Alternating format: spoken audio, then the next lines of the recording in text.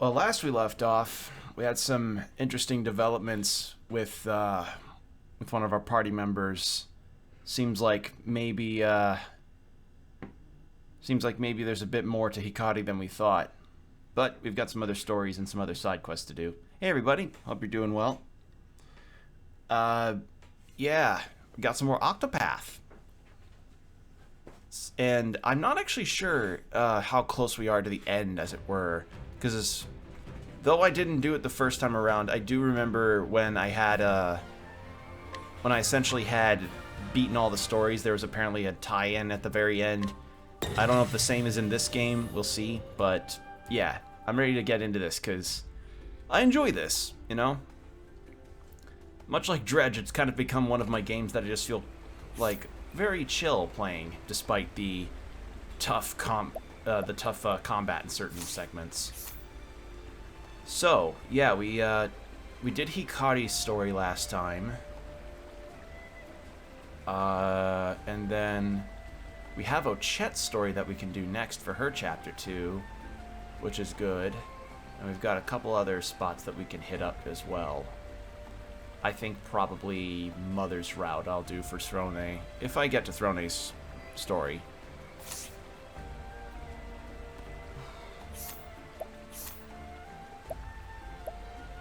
Alright, world map, no. I was trying to find side quests, here we are. And still the young warrior stuff, but I have no idea how I'm supposed to... Because for that story, I'm supposed to leave the party in order for me to, like, go into a temple by myself, but I don't know how to do that. Stage actors. Late again. Yeah. God, and I still... And if I remember right, we also still have a big old ship lake... We have a big old ship situation that we can handle in order to, you know, travel that way. And it's like, damn it, there's so much. Because the first game didn't have a ship, if my memory serves correctly. Alright. Let's... Oh yeah, we also did Temenos' story, where it turns out this entire town is involved with some kind of former religious belief. Which is like, holy shit, man. Jesus, yeah, no. That's a lot of money. Provoke like a pro. I have a request. Ooh. Interesting. Actually, wait, I didn't read what that was. An aging blacksmith who will tell you proudly that he specializes in weapons and armor. Though he does not receive many orders from the armorer, he works silently from sunup to sundown, diligently hammering out his wares by the dozens. What? Wait, what was the blacksmith quote from Skyrim? It's not junk and treasures, that's the general traders. Fuck, what was the Skyrim blacksmith quote? Looking to protect yourself or deal some damage. That was it. I was trying to remember what it was. Like, I was taking pause because I was like, what was the line? Okay, what have we got for new things? Enchanted Edge. Nothing new for knives. Okay. Marksman bow. And ooh, flails. I think I'm okay though. I'm kind of fine for equipment at this time.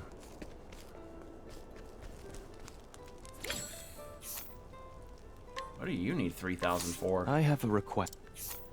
A young man who leaves town each and every day, supposedly heading east towards an abandoned road. Ask what business takes him there, and he will simply deflect with a polite chuckle before pointedly asking why you need to know. Interesting.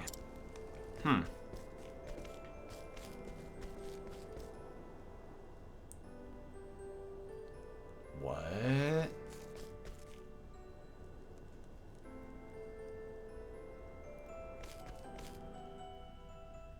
I couldn't interact with her.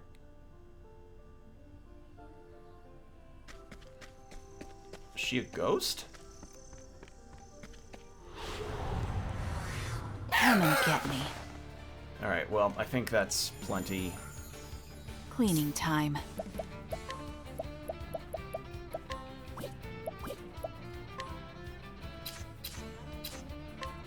Well, well.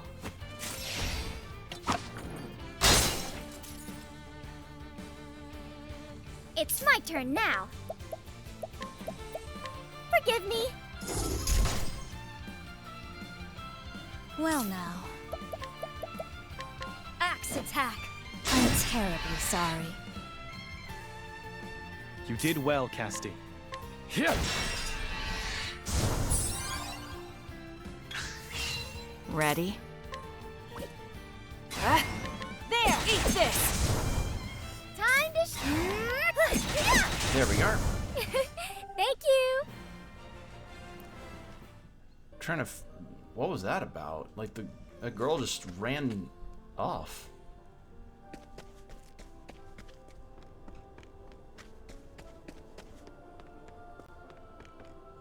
Alright. I guess... Huh. I mean, maybe into the houses or something. But yeah, the next story we're going to do is about shall be chests. your opponent. I just want to double check on some quests to make sure that I actually get everything. It's my turn now. Because with Hikari on our side on this, we should be able to get possibly some more info from bribing people.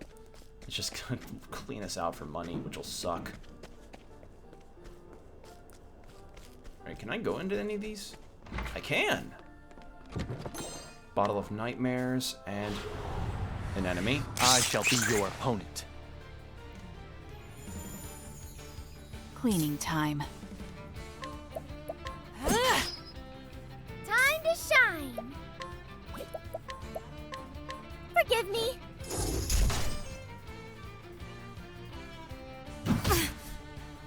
My turn. You weak to spears. No. What to Weak to do? axes. No. What to do? You weak to swords? No. Now then. Prepare yourself.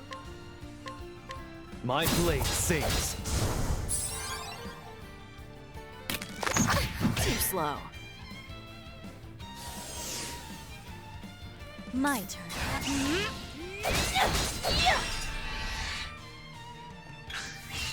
Here I go. Now then, I can do whatever. There we are. I wasn't expecting that. Yeah, Throne's good for her levels. Like, I did, as you saw last stream, I did manage to run into one of those cat enemies again and managed to get the experience boost off of that, which was fucking huge. It was really good. Ooh. Extend the reach of single allies' items to affect all for 3 turns. And now she's got that. Ooh, who else needs it? Oh. Sure.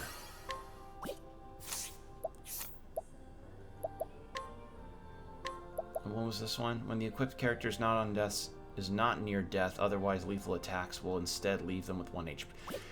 That will be good. Hey, Combo.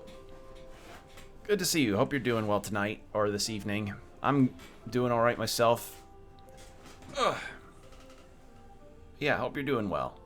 I just got the skill for Hikari. Now I'm kind of debating what to swap out. Yeah, good to hear it. Crazy amount of light. Gained.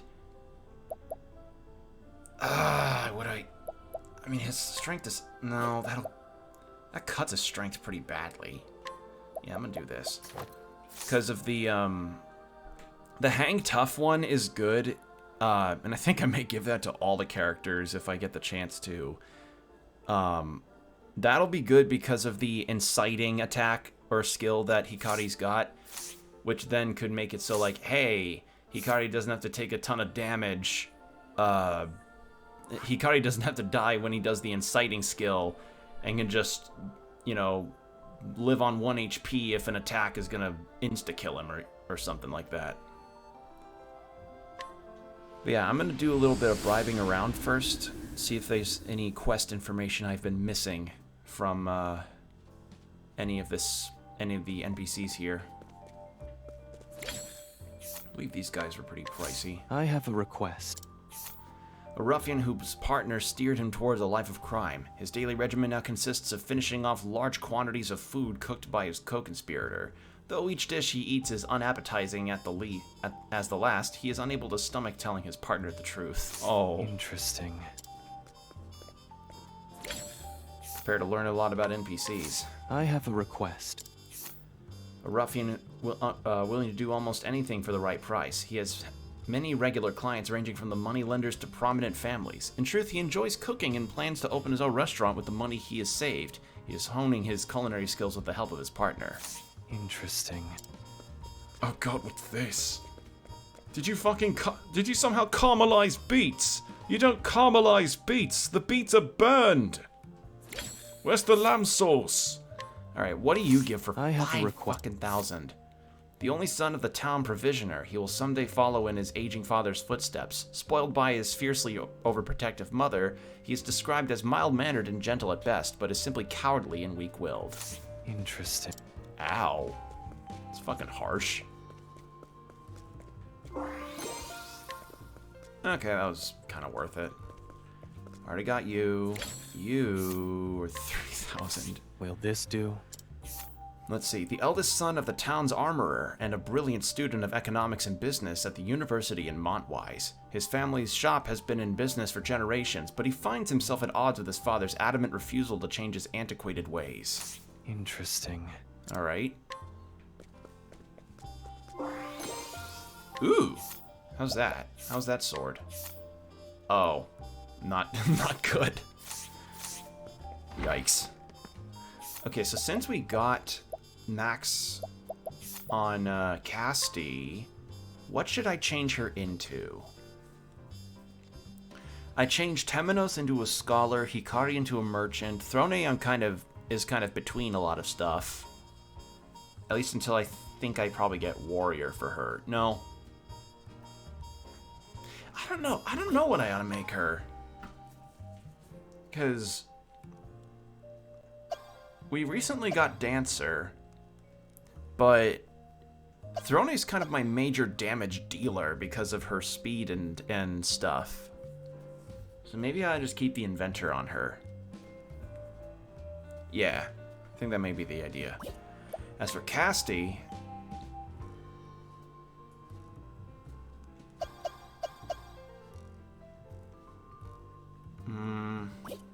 what are the skills you learn from duration of augmented effects granted by the equipped character? That's good. It was equipped character. That's also good for a healer. That's good. Slightly fills the target's latent power gauge when the equipping character grants them an augmented effect.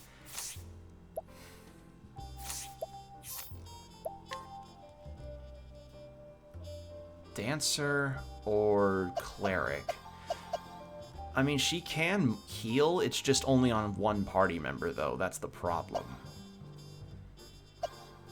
Probably lean more into the supportive. Yeah, let's try Dancer for Casti. And Hikari, no real need yet to change jobs for him. Though if I were to pick anything,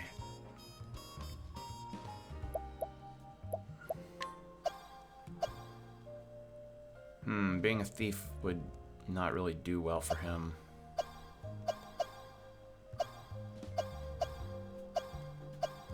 And I think the only job I'm missing from the main cast is Hunter now. Maybe I make him into a Hunter. Alright. Curious effect to a cure? One time. That, I think, is a good one. And then you can take Stealthy Knife. The knife. Will this do? Well known in the realm of perfumes, he roams the land in search of the ultimate scent while accepting commissions to formulate fragrances. His pollen allergy prevents him from working in early spring. Interesting. Oh, poor Sniffa man. Alright, what other kinds have we got? Note any of those. There's the new Delsta fish thing, but I can't do that yet. You have already gotten, you have already gotten. Not you. I have a request. The calm and brave daughter of a historic noble family, she is now married to the president of one of New Delsta's leading trading companies. She worries about her son who left the company, but has decided to respect his decision and watch from afar as he lives life the way he chooses. Interesting. That's good. We like that. Already got those two. Got you. Got you. Got you. Got you. Ooh, gold ring. I'll take it.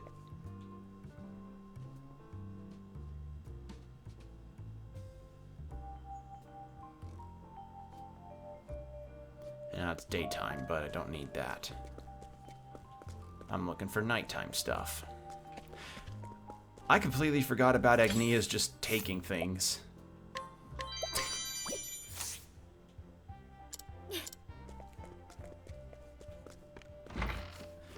Isn't it hilarious that that Agnia, if she's at the right level, can just ask for stuff without having to buy or anything? Will this do? A woman who works at the brothel Amant. Many admire her old-fashioned manner and quite reserve. Prominent among them is the much-respected town provisioner, although his son is a... Oh no! Interesting. That's... Ew! Oh! Holy shit. That's definitely a description. I have a request. Alright. The receptionist at the brothel Amat is discreet and understanding. He is trusted by the brothel's workers and clientele alike. He actually has a somewhat rare fetish, finding out what other people's fetishes are. Calling people daddy is gross. Don't kink shame me. Kink shaming is my kink. Ah! Interesting. God, that was an interesting interaction. Ugh. Alright, I think... Can I just knock you out? I believe I've been in here before. Yeah.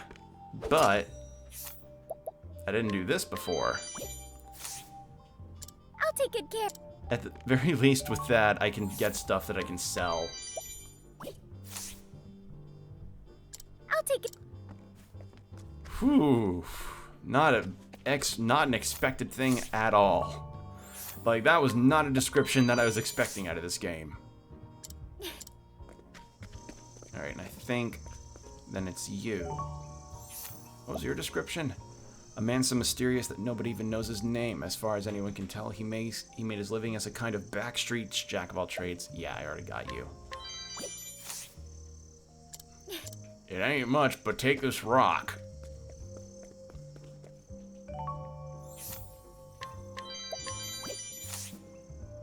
I'll take good care of this. Agnia is helpful in this whole, just get things from people. So easy. I have a request. Alright, a young man who makes his living selling flowers in the back streets. He is actually the only son of a famous merchant and used to work for his father, but abandoned that life after the horrors of war broke him in body and soul. Penurious. Penurious? I'm gonna assume that means not as lucrative. Penurious, that's a new one. Been catching up on One Piece. I just skipped whatever BS they throw in there to stretch out the airing time. In the Dressrosa arc right now, stuff's going down. I hear good things about that. I hear that's why... I hear... In terms of One Piece, I hear Water 7, Dressrosa, and Whole Cake and Wano are like some of the top ones. like some of the top 5, I think. I don't know. I haven't heard a 5th that's up there as well, but... Or maybe it's Skypiea. No, Skypiea. No! Alabasta. It's Alabasta, Dressrosa, Water 7, Wano, and Whole Cake. I hear are like the top ones. I'd be trying One Piece right now if I wasn't so fucking enamored by Baldur's Gate 3. I'd be doing a lot of things if Baldur's Gate 3 didn't grip me by the toes and made me just drag to it.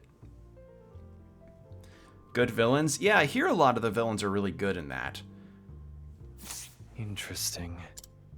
Just takes forever. Yeah, like, if there was anything that I remember spotting about One Piece in the very brief time that I saw it on Toonami, is that there was straight I up... have a request. There was straight up some moments... It was in the Water 7 arc, I remember this distinctly, where Luffy and the others are standing on Enna's lobby, and Enna's lobby is technically a separate arc, but it follows the events of Water 7 so closely that the continuity of it is just like... They're not separate arcs to me. They're basically the same. They're one arc. You know, Luffy and the others are getting Robin out of Enna's lobby. Ennis lobby, I think. And Robin's yelling, "I want to live." Powerful moment, really good moment. And then it cuts to like this weird comedy aside where it's Luffy and the others in sort of an Edo Japan kind of township, and I'm like, what? And I'm like, okay, listen, I get filler, you know, has its place sometimes in long-running shonen anime series. Like, as a former Bleach fan, that I understand that. I remember having, let's see, I think it was just before the Aizen arc started, where it had this one filler arc where like the characters' like special swords and all that became personified in kind of a weird Soul Eater thing. Cool idea. It was just a filler arc. But when it's the zeitgeist of a moment for a character in the middle of a fucking climactic moment, that is not where you put a fucking filler episode. That is where a pacing equivalent of a kick in the nuts occurred for me. And I was like, oh, that's bad. That's horrendous. And that just kind of made me think, like, if I'm going to get into One Piece, I'd rather read the manga and then, like, watch the anime at a certain point where I've caught up to the series a little bit, because, you know, I've seen some of the cuts of animation that happen in the recent Wano arcs and stuff, and it looks really cool. It, like, visually, it's like, whoa, super striking. But I can blast through manga faster than anime episodes, and the manga does not have filler. So, yeah. If you want to watch the anime, always stream it so you can skip through. Yeah. Like, I don't need to hear many different opening types or ending types. Just cut it through, please. Or recaps. God, recaps. But yeah, that was a moment where I was like, oh no, this is an example of bad filler. And saying bad filler implies the idea that there's good filler, and I believe there is good filler. Just saying. The opening and recap takes up half the episode. Oh. Yeah, I'd rather read the manga. I'd rather read the manga if I'm being completely blunt. Like, if I can just be honest, that just seems like it would be a quicker time and a less hampered by filler time, you know? Because as much as I would love to see the anime visuals... Actually, speaking of interesting visuals, there was a... Wasn't there an old OVA? I remember seeing an old OVA. Like, it was an older OVA that had this really interesting looking design to the One Piece cast. Yeah, I found it. One Piece defeat him, the pirate Ganzak. was the first animated adaptation of One Piece, an original video animation by Production IG, so not Toei, from 1998. I haven't watched it, but I've seen the visuals, like some stills from it, and the way that it looks compared to like how the show looks, like the 1999 Toei animation series that's been going on for so long. Look it up. Look up the OVA and how it designs Luffy, Zoro, and Nami. It's really cool. Like it feels like it looks like a very different version of it. Like I mean, you can distinctly see that it's One Piece because the character designs are so adaptable to different styles, but I don't know what it is. It may be just the cell animation, like, but it just looks good. Yeah, I know what you're talking about. Yeah, it's just like seeing it, I just get this really weird hit of nostalgia. They don't look as Looney Tune. Yeah. I recommend it. I recommend giving it a look if you want. Even just looking at some screenshots that I'm seeing, I'm like, man, that's an interesting looking product right there. And I don't think it's available for streaming, sadly. Hence why I found out about it through Twitter. Oh, I don't know. Something about cell animation, like the old school style, just feels very different. Like, not to knock digital. Digital has its place, and it's definitely made its mark, and some of my favorite anime were made through digital animation. It's just, when you see something like that or Trigun, it just feels so distinct, knowing the level of detail they had to commit to making this look the way it does.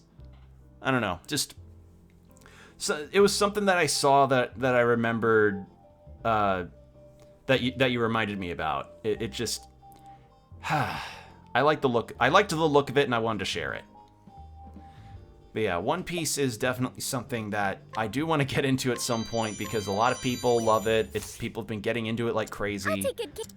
Only thing is just, I just need the time, and I need Baldur's Gate 3 to not absorb my time, please. I need Karlach's cool storyline and stuff to not take up my brain space.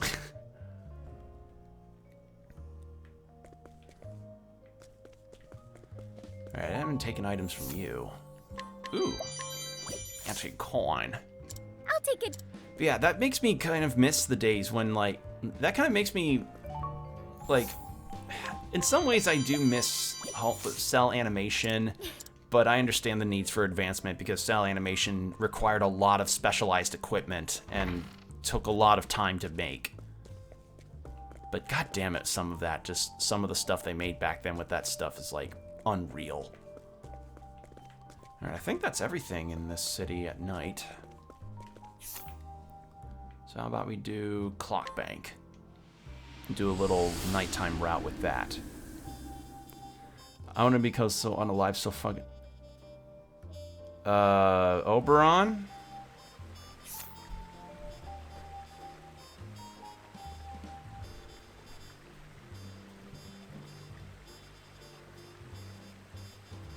I don't really appreciate those kind of jokes in my chat, Oberon. It's 9 a.m. I woke up 3 hours ago by a bunch of drunkards. Oh, okay. Sorry, Oberon. We don't do those kind of jokes here. Slept for 3 hours and I have a 10-hour-long shift ahead of me. Oh, no. Ooh. That's brutal. I'm so sorry to hear that. Yeah, I remember having a situation similar to that. Not as bad as that, but something similar where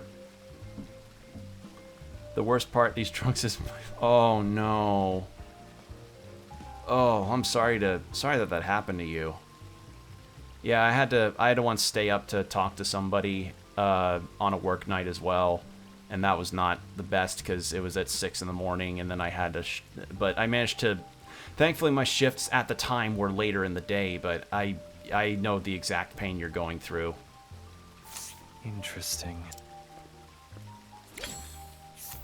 Sometimes I feel like I'm the only person who has to work. Yeah. Well, I'm sorry that you're going through that, Oberon. But yeah, for future reference, we don't do those kind of jokes here. Or even just any kind of referencing, either jokes or referencing of that in any in those capacities. We don't do that here.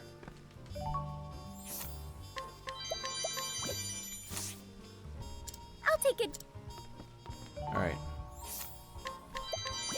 We're just doing a little bit of, but other than that, I hope the rest of your day is all right, and I hope your shift at least goes well enough, because like a bad shift when you haven't slept properly is not a fun time.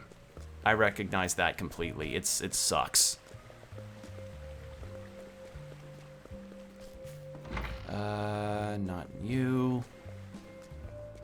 Well, it's gonna be fine probably. I hope it does, because yeah, bad shifts at night are just not fun. Or bad shifts in the morning for you is not fun. Alright, let's learn about you. Will this do? Bought myself the King in Yellow yesterday. Oh, nice! What is... Hold on. That's the book from Signalis. What is that about?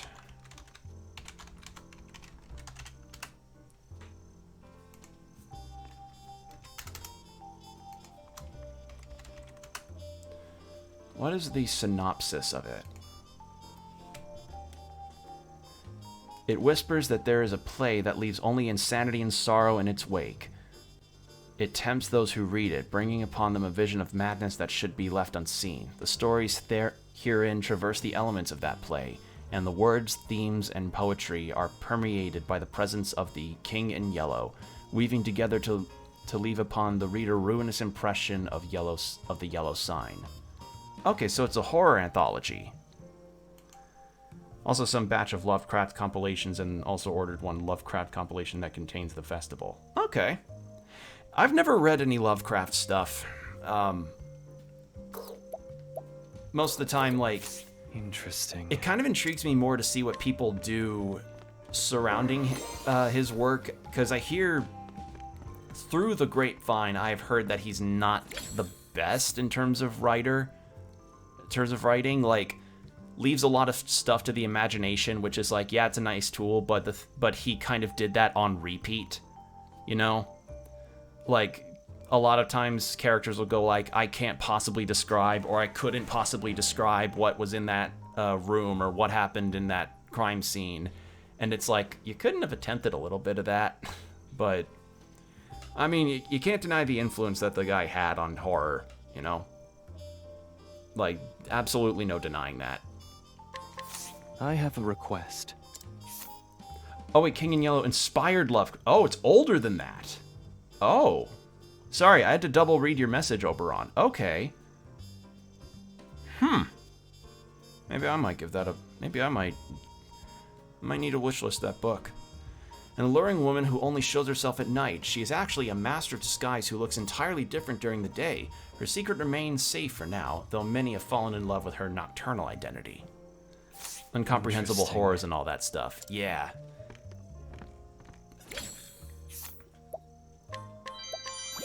The very cosmic horror kind of genre, which is a very interesting idea. I have a request. This young man from a foreign land was born to an ancient line of assassins in which the secret techniques are passed on to only one heir in each generation. He is currently waiting for the perfect moment to prove his abilities by assassinating his teacher, who happens to be his grandfather. The secret of his murderous intent remains safe for now. Holy shit. Interesting. To think, you learn so many things about these different NPCs yeah, they put so much care into these NPC backstories. I was kind of interested in the book even before Signalis, thanks to Dark Souls, but Signalis just hit the right spot for me to finally buy the book. I understand that completely. The situation of, like, I'm interested... Like, there's a small bit of interest in this one particular genre of game or movies or anime or manga or comics and what have you, and you go and then you see it, but you're like, but I don't know if I'd actually like it. And then that one thing hits you in a way you didn't expect, because it was just such an accessible way of experiencing it. And then suddenly that genre becomes your favorite thing. For me, that was me with roguelikes with Hades. Hades became a roguelike. Hades as a roguelike introduced me to roguelikes and roguelites. And that just springboarded me into liking that genre a lot and finding new favorites in some games that I would have not given a care about otherwise. And I remember particularly with turn-based role-playing games, Yakuza Like a Dragon catapulted some people into trying more of those out. And I'm like, wow, that's awesome. It only ever takes one game. Like, some people probably got introduced more into the ideas of cosmic horror thanks to games like Bloodborne or Signalis. Interesting. I didn't read that entry. Hold on. A lawyer for the rock company with countless courtroom victories under his belt. There is little he will not do to win, be it inside or outside court. His motto is, the winner is always right. Ugh. Alright, I've already got your stuff. I'm not taking... I've been taking... Just gonna be taking a lot of stuff to sell. I'll take it. Other than mentioned inconveniences above, everything else is pretty much fine. What's this game about? You play as 8 different characters experiencing their different stories. Actually, let me get their journals up so you can see them. So, so you start with one of the characters of your choice, and you then collect the 7 other characters in this game and play through their paths, hence the game Octopath. And their gameplay is essentially split up into different chapters, and you go through these chapters. Forbidden Siren reference? Excuse me. Is there a reference here that you saw that I didn't catch? If so, then I'd like to hear it.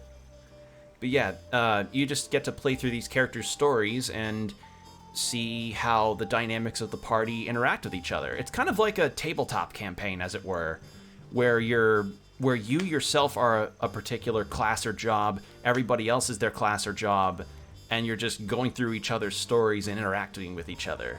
So, I started with Throne, who is a thief that used to be a member of a assassin syndicate. And I say used to be because she's trying to assassinate the heads of the assassin guild that she is a part of. I just love joking about stuff being references when they're really not, just having similarities because, well, it just happens. Oh yeah, and sometimes the references actually happen and are in fact that deep. So you never know. I mean, when Hi-Fi Rush has a Twin Peaks reference in it, you never expect these kind of things. But yeah, you play through different types of stories and just kind of see how they play out. Yeah. Wait. Oh! Oh.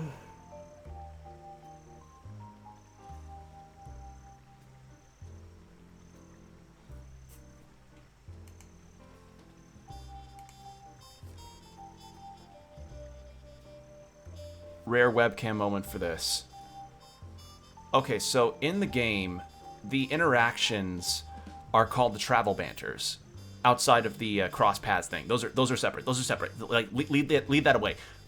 These are your main source of interacting with party members.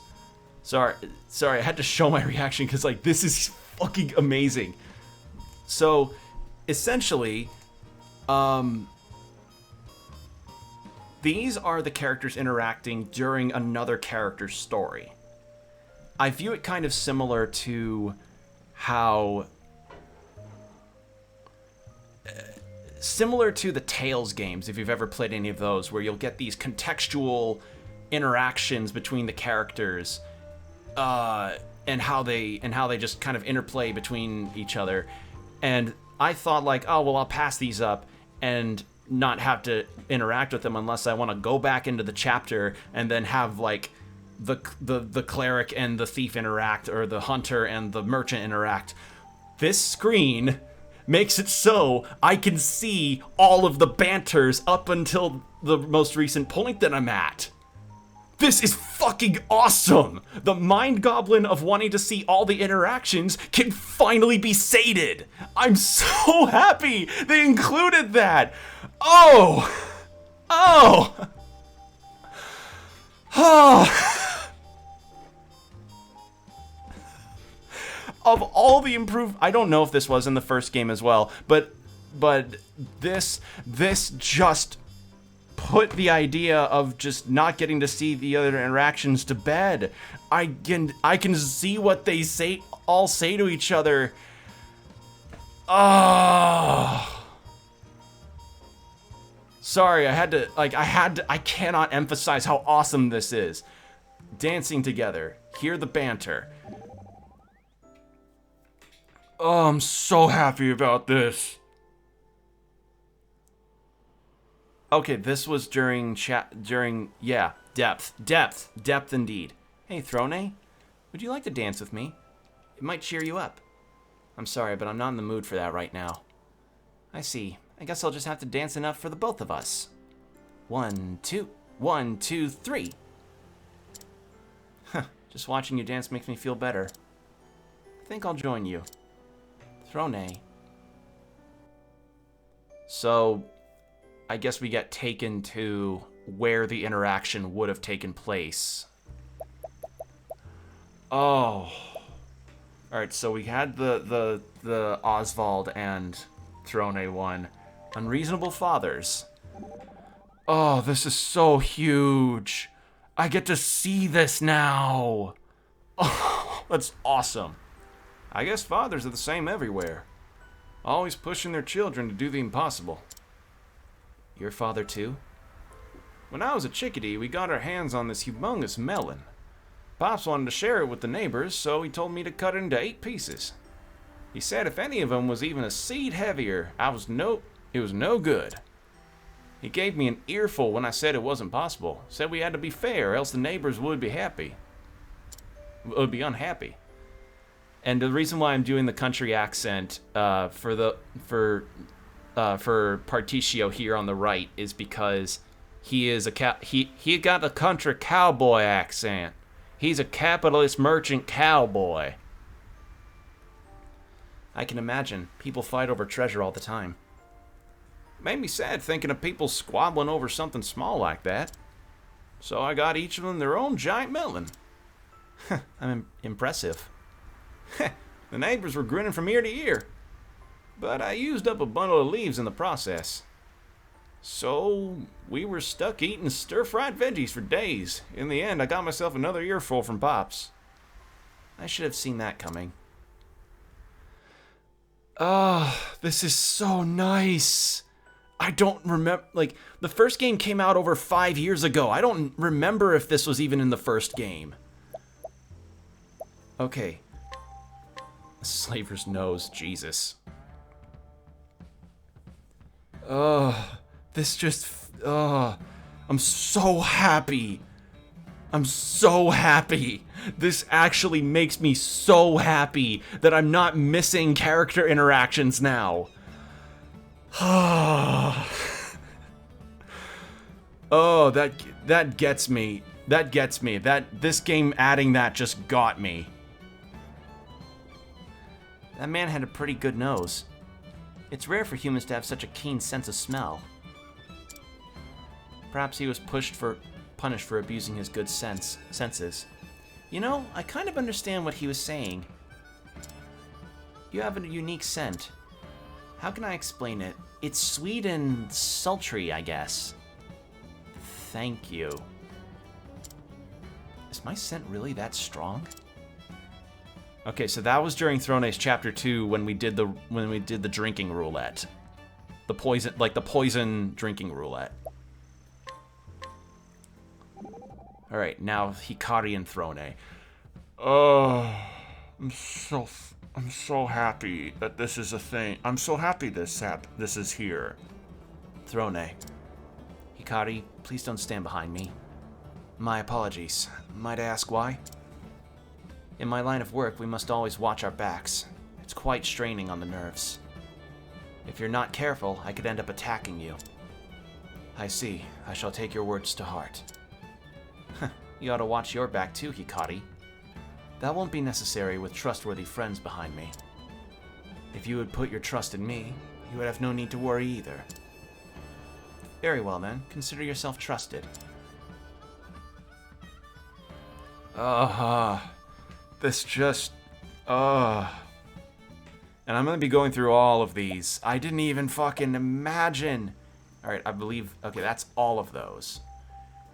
So that's Throne. Oswald.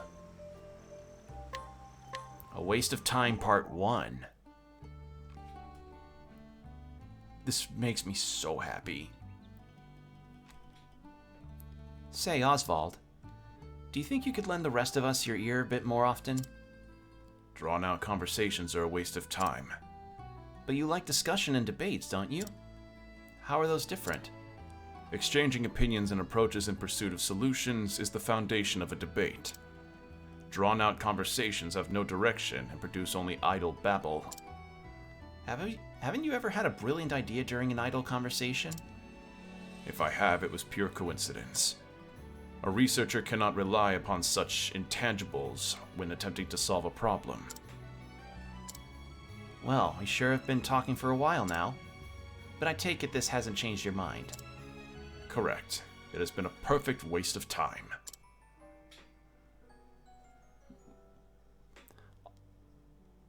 Yeah, Oswald's kind of the serious man. Alright, revenge.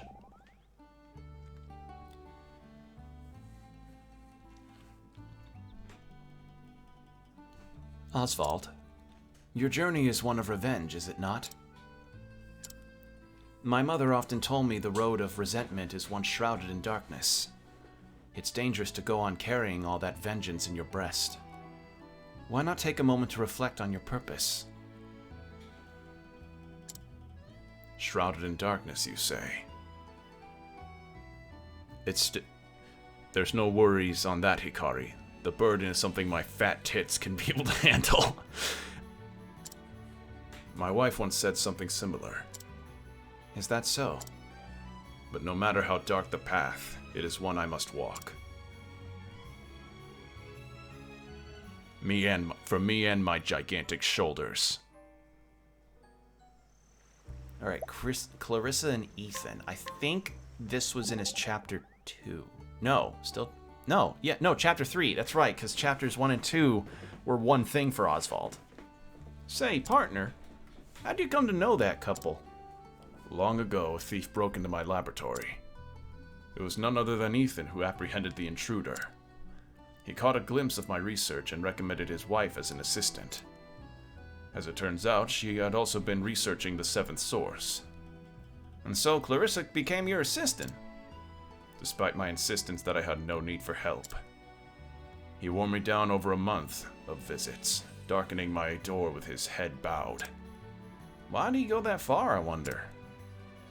To this day I know not, but he would tell me early and often, Clarissa has ceased her own research in order to support me. And that troubles me. Ah, I see what happened. Folks are at their best when they've got a work that gives them purpose. And I reckon Ethan wanted to see his wife had the same. What a peculiar reason. I don't think I follow. So that was, yeah. So that was during Oswald's chapter 3. And I think we already had that from Temenos' chapter. Alright, Fluffy Mane. Oh man, this brings me joy. This brings me so much joy. Hey, Pops. Hey, Pops. Are you talking to me? Why would you call me that? You have a fatherly scent about you. If you say so, what can I do for you? you're a pretty fluffy guy. Fluffy, you say? Yeah, you've got a mane to rival Master Juva's. Heh, I miss sleeping on it. It was so comfy. Would you mind if I took a nap on yours sometime? I'll think about it. The hell? I didn't... Wow, Ochet's like the one character that people just cannot seem to not, like, say no to. Okay, that's all of Oswald's. And now, Cowboy. Oswald the sober? Wait, is this a drunk interaction? Ooh, this will be fun.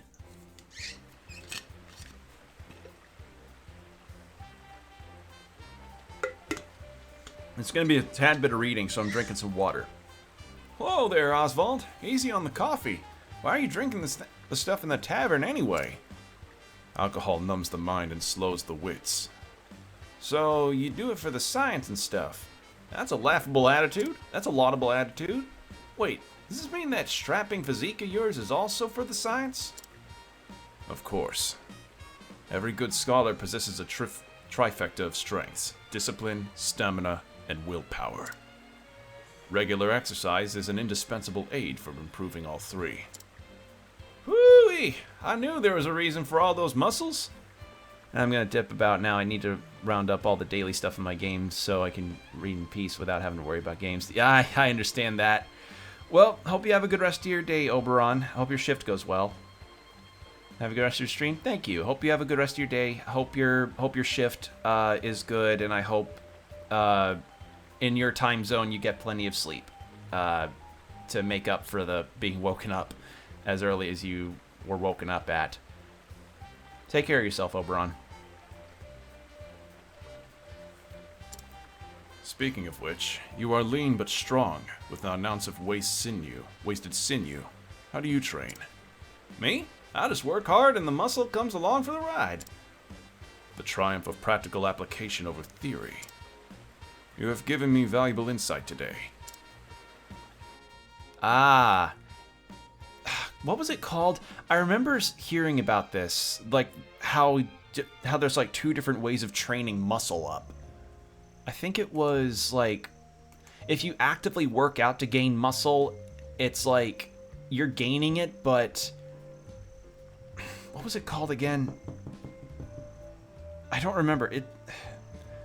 I can see the difference though. It's like Particio got strong because Particio's muscle gain was mostly because he did a lot of like practical work that exerted his body, whereas Oswald was more like the 100 push-ups, 100 sit-ups, and 10-kilometer runs. Yeah. Cool. That's neat to know. Contests of strength. How impressive are these steam engines exactly? According to Mr. Rock, they possess power never seen before. His words, not mine. Never seen before, you say? What's got your brow wrinkling, Hikari? I have to say, pronouncing a name like Hikari in a country accent's really not easy. The strongest person in Ku is a man named Benkei. Do you think these steam engines are stronger than he? Your guess is as good as mine, partner. From the way Mr. Rock was talking, though, sounds like just one could win a tug-of-war contest with a whole gaggle of oiled-up muscle man. So, as strong as 5 Benkeis, perhaps? Nah, 10 Benkeis, easily. Astounding. Then they are truly formidable machines.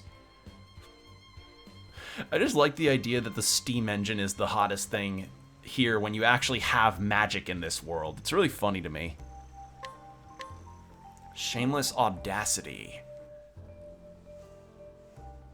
Well done, Particio. Huh? I ain't done nothing, have I? A normal person would have left quickly and quietly when told off in that manner. Yet you persisted, and even went one step further by deciding to survey the factory. I feel there is much I could learn from your shameless audacity. Really, I am awestruck. Should I take that as a compliment, or...? Yes, of course. It seems the secret to your success is a combination of boundless energy and enthusiastic insolence. Through sheer reckless optimism, you reach unheard of new heights. You are, as they say, a shonen protagonist. You know, I joke that, but now that I think about it, I would 100% read a manga that followed Particio. I would 100% read that. That'd be awesome. I would love that one. Perhaps the bold arrogance to assume you are always in the right is a necessary trait for those who wish to be successful in life. I'm getting the feeling those rosy compliments of yours have some prickly thorns. Just your imagination. See, I love this. This is such a nice thing to have. Like, this was in 1, as I say. This was in Octopath 1 as well, but I like it here because 1, we actually get to view the ones we've missed, and 2, I don't know, I like the characters here. I like them. I like a lot of them. Alright, nickname.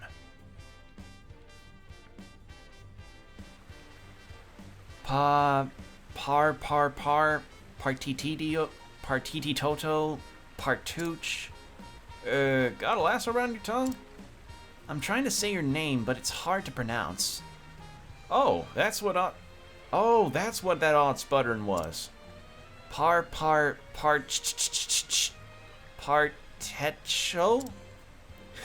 My name's causing you a right spot of grief, ain't it? Send the bill of your troubles to my old man. Feel free to call me whatever you'd like to. I don't mind. In that case, I'll call you Party Hardy. Wait. Whoa now, rein that in, partner. Wait, no, Particio, rock with it. I thought it was just gonna be Party 2. I want Party Hardy. Party Hardy. I need to have a party. You better Party Hardy. No, keep Party Hardy. I like that. Alright, banter. Oh wait, hold on. Okay, no, it's the same list no matter. Okay, I didn't know if there was like different selections. Oh, Chet's phrase. What does that do? What's this one?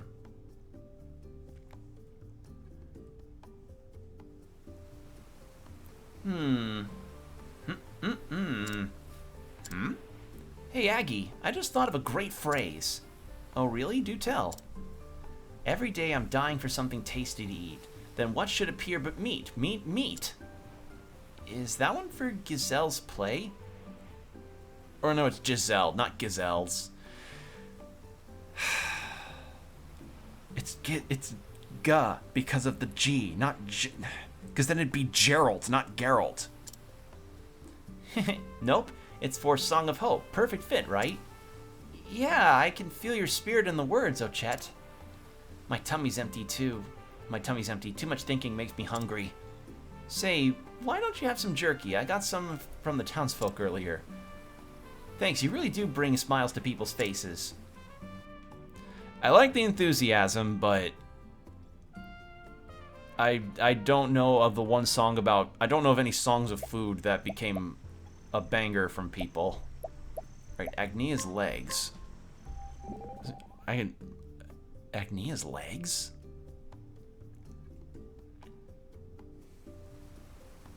Agnia, could I see your legs for a moment? Of course? I thought this might be the case. You've been putting far too much strain on them. You need to take proper care of your legs. They carry you everywhere, after all. You're right. Let me apply some balm to help them heal.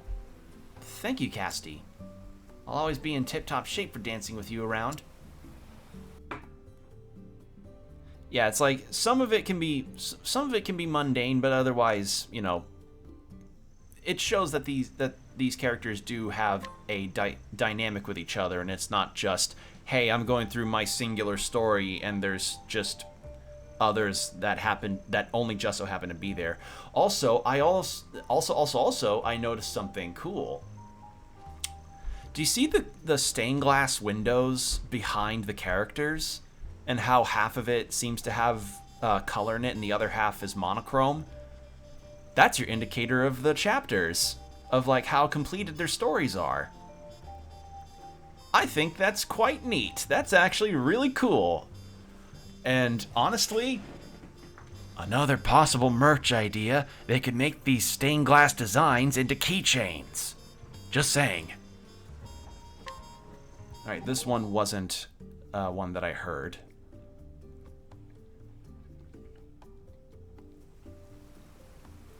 How fares your father back home, Agnia?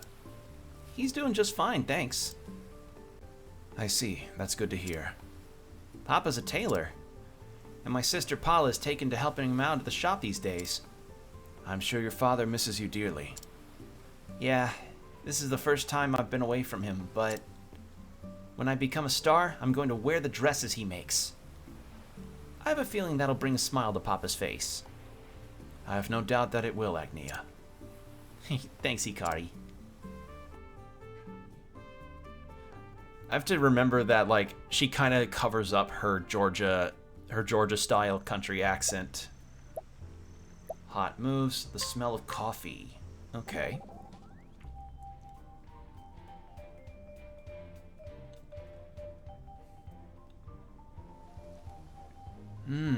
It's bittersweet.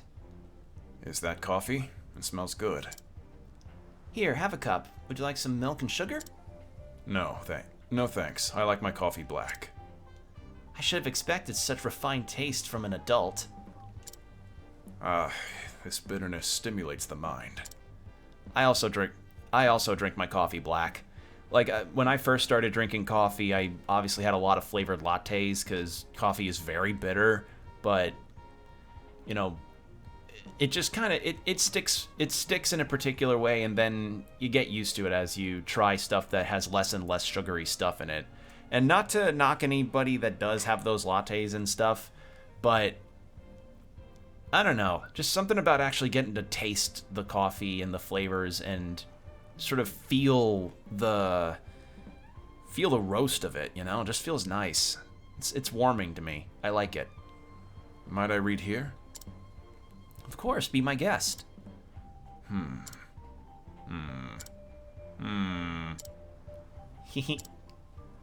What are you laughing at? Oh, I'm sorry, I was just so happy. What about me reading could make you so happy? Well, you looked like you were enjoying yourself. That's all. You're a strange one. Oh, Chetan and Agni are kind of like the bright bubble characters of the game. Right, greatest dancer in the land.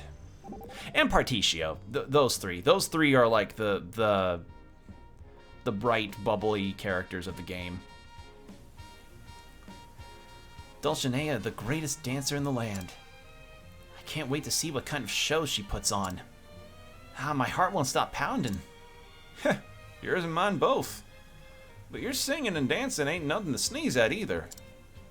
Thanks, but there's no way I could compare to a superstar. I have a feeling that just watching her perform will teach me all sorts of things. You never cease to amaze. You're gonna be a star one day, Agnia. I can see you shining already. So that was during her chapter 2, I think. Alright, how many more left? And that's it. And Temenos. Ready to hear what yours are. Meet between your... Eh? What?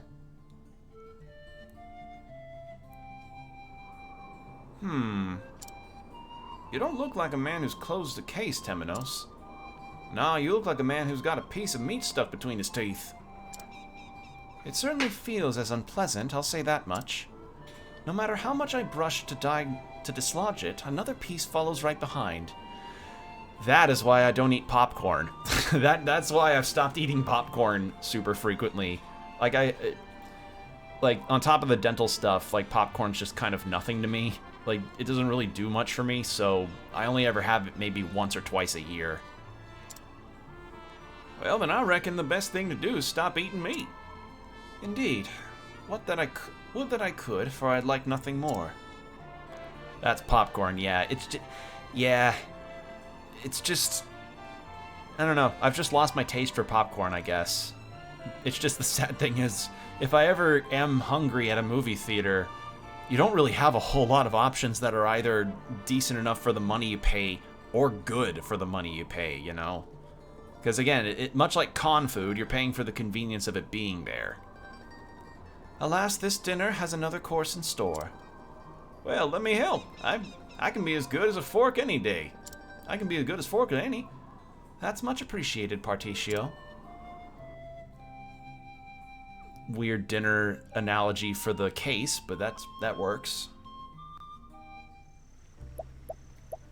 Memories of Roy. Okay, so this is from the most recent chapter, if I had Agnia in my party.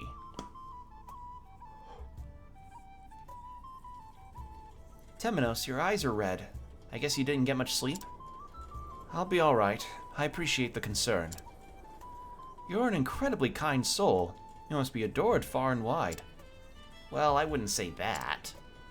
I have few friends in this world. How? Though there was one whom I considered a friend beyond a shadow of a doubt. He and I were foundlings, both taken in and raised as the pontiff's own. He was unfailingly honest. He was so easily deceived, he may as well not have known the world. Let me retry that. He was so easily deceived, he may as well not even have known the word doubt, much less its meaning. And so I came to doubt anything and everything in his stead. Ah, so that's how it all started. Looking back on it, I was a very meek adherent. But times change, and I've come to doubt the sacred flame itself, ever since the day he was killed. Pardon? Forgive me, I'm prattling on. Let us be off, Agnia. Temenos. Yeah, we had a backstory flashback with this guy named Roy, who apparently found a really demonic-looking bow under the church that Temenos worked for. So Temenos is like, what was that about? You know?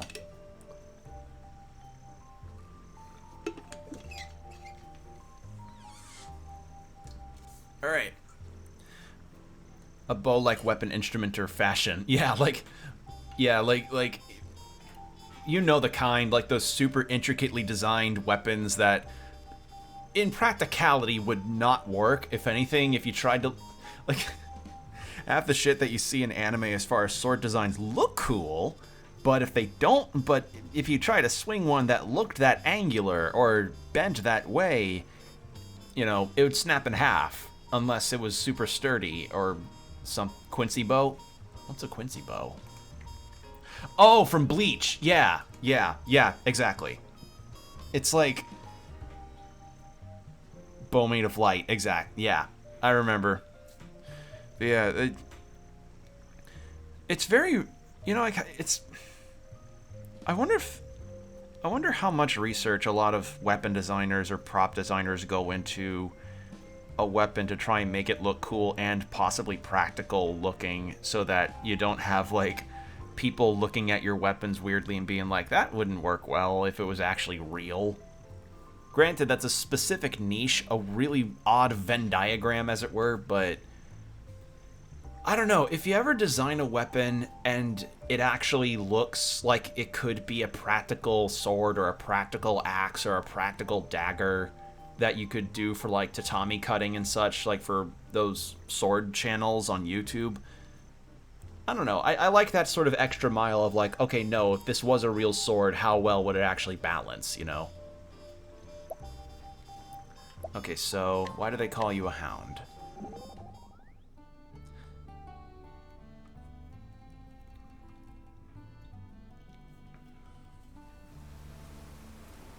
Why do they call you a hound, Temenos?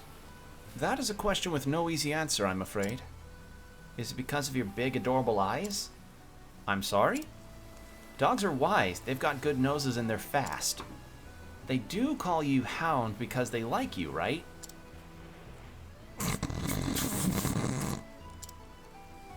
Would you mind if I called you a hound too? Please, tell me you're joking. Alright.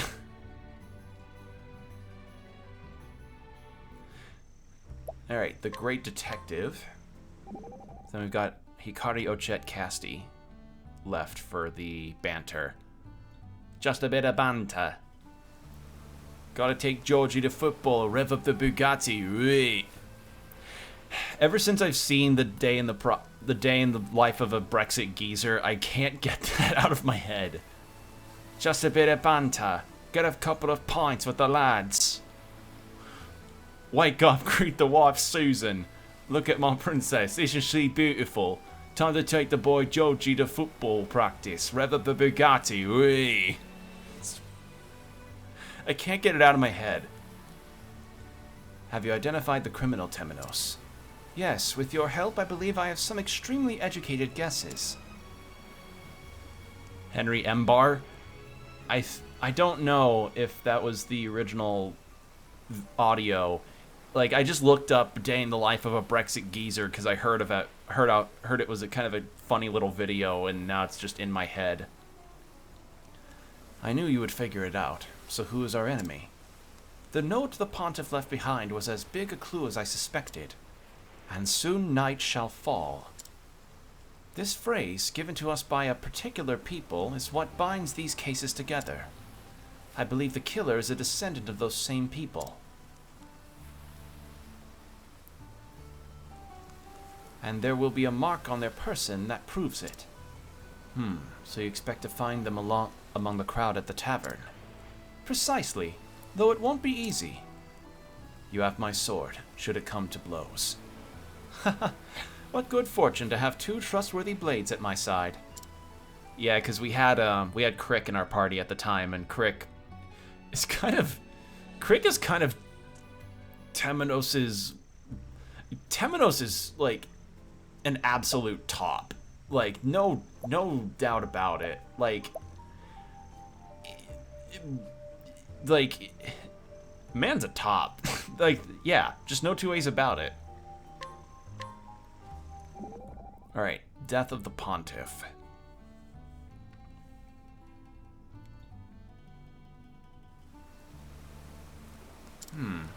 Pontiff.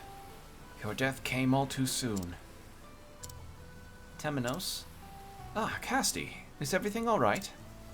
Oh, please don't mind me. I apologize for interrupting. You needn't worry so. The purpose of my journey is not to reckon with my own grief. And so I must follow the trail of the theologian Lucian. Temenos, wait.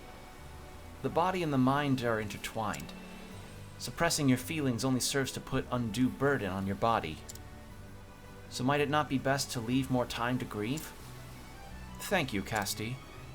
I see it is not your only your patients whom you heal, but those who survive the deaths of their loved ones as well.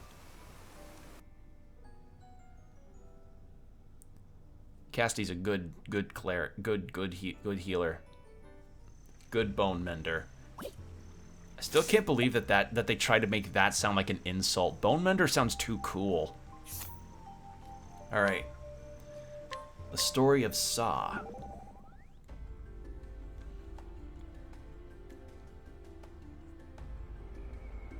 I find the history of Hinoeuma to be fascinating. I understand the nation of Ku signed a peace treaty with their neighbor. We did. Its name is Sa. I hear it's a small nation, which makes me wonder why Ku proposed peace. Sa is blessed with an abundance of oases. Oases?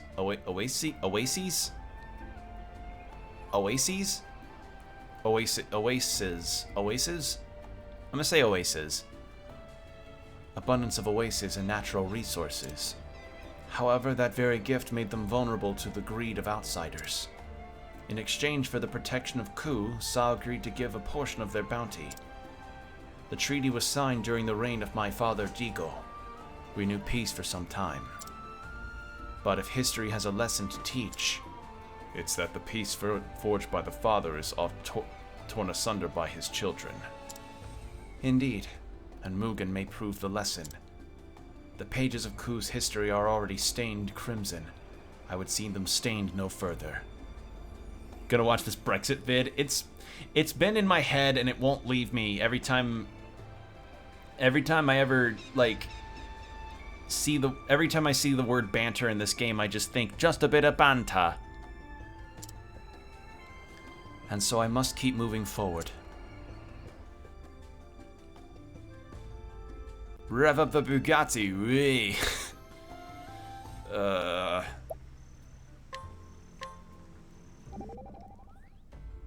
Alright, arms merchant.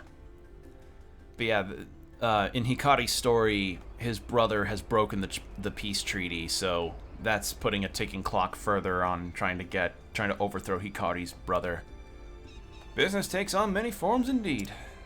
I can't believe these instruments of death are in such high demand. Neither can I. I can't even imagine putting a price on such horrible tools. But I suppose as long as there's customers, anything can be sold. Apologies, Particio. If there was a path around conflict, I would have taken it gladly taken it. However, there is but one road ahead available to us. If you think this is the right way, then I'm behind you. But that doesn't mean we can't start planning. Planning how we can prosper without hurting each other. You have my thanks, Particio. So that takes place probably after the most recent chapter we went through. Memories of Ritsu.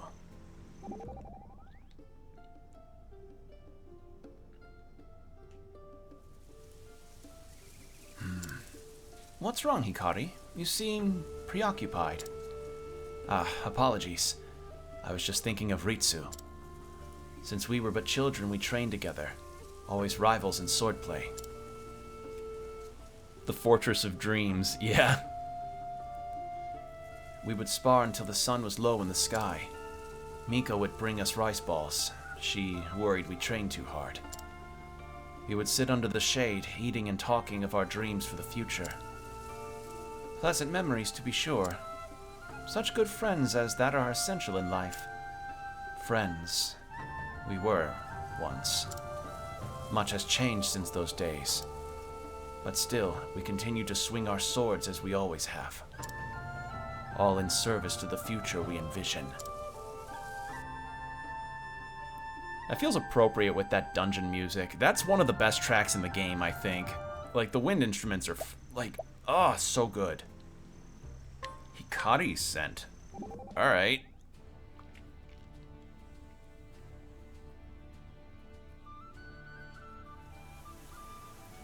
Hey, Hikarin, do you have any pets? She can't.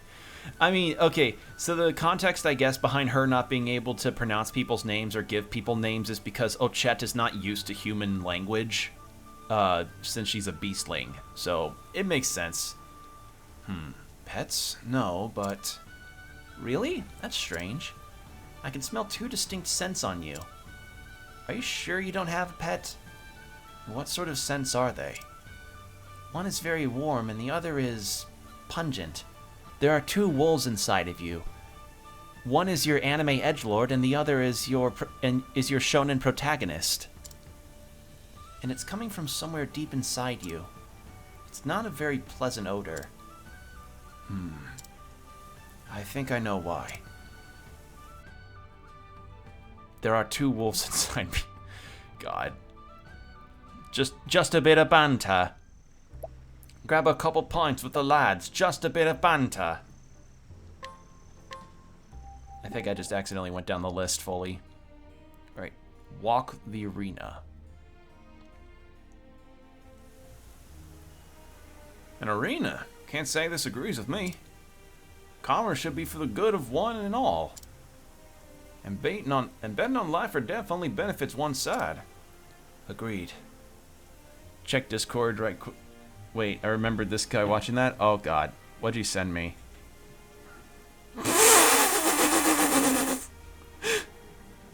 Unbothered, moisturized, happy, in my lane, focused, flourishing. That's good. I like that. That was funny. Thank you for that combo.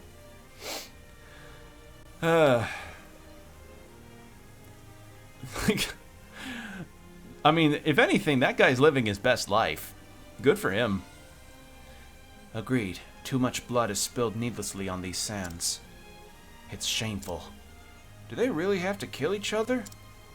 I reckon people be just as entertained with a show of skill that didn't end in a shower of blood.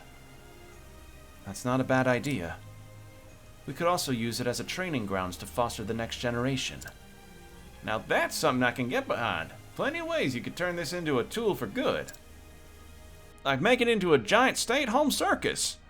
He's so happy. Guy looks like he'd heal you after a long dungeon night. He does! He does look like he'd be like, let me soothe your wounds, dear traveler. I don't even... Yeah, he does look like he'd heal you after battle. I'm referring to the photo that Combo showed me to VOD watchers. What are you eating, Hikari? Azuki porridge. The red beans are common throughout Ku, and this porridge is a favorite way of preparing them. I've brought some with me for such an occasion as this. Okay, it's Azuki. That's how you... Oh no, it's Adzuki. Yeah, Adzuki is, yeah, red beans. So like, you know that red bean paste that's in like a lot of mochi and stuff? I think that's what that is. So I guess they make porridge out of it too. Probably.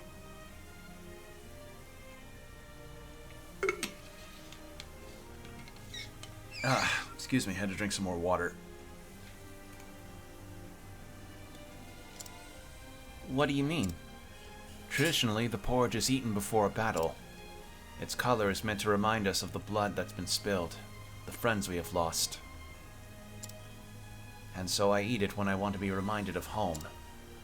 Live so that you can return. It sounds like a very special dish. It is. Even now, the taste of it reminds me of my friends in Ku. Well, it's time to go. Come back safe, Hikari. Aww.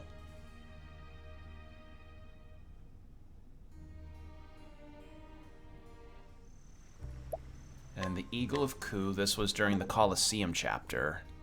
Both of those were. Okay, no, so it's not Adzuki here, it's Azuki. So, it's pronounced IRL. The real-life version of what Hikari was eating is A-D-Z-U-K-I. Adzuki. Kazan is quite impressive. He foresaw your every action. They call him the Eagle of Ku. But I must wonder why he wasn't honest about his plan from the beginning. He'd often say, to trick your enemies, start with tricking your allies. From the greatest general to the humblest commoner, all of Ku is a mark to him. How bold. But he isn't a complete villain. He always reveals the reasons for his deception after his games are done. So long as he's on our side, I'm willing to overlook a lie or two. You're quite trusting. Perhaps overly so. I take it we can trust Kazan to come up with a strategy to see us through. So long as we don't humor him too much. And so long as he doesn't get completely shit-faced afterwards. Okay. Any others that I'm missing? Nope, that's it for Hikari. Now Ochette. Just a bit of banter. The Dark Hunter.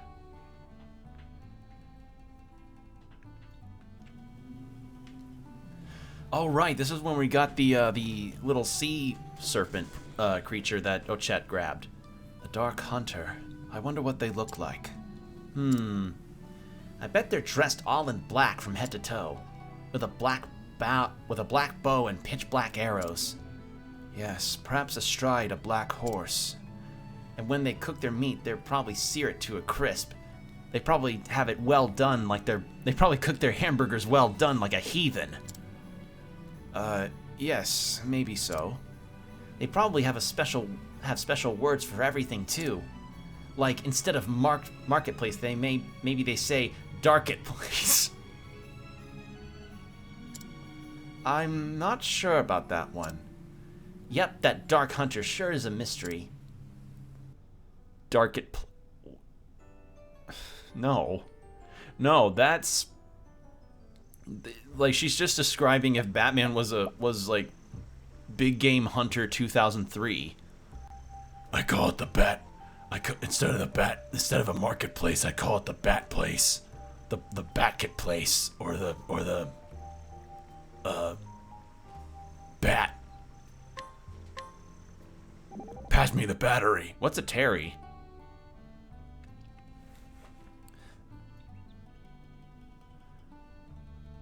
Wow, look at all this fresh fish. I wish I could share this with the folks back home. Should we stew it with some tomatoes or just salt and grill them? What do you think, Ochette? Are they frying like this? A little funky, but definitely worth it.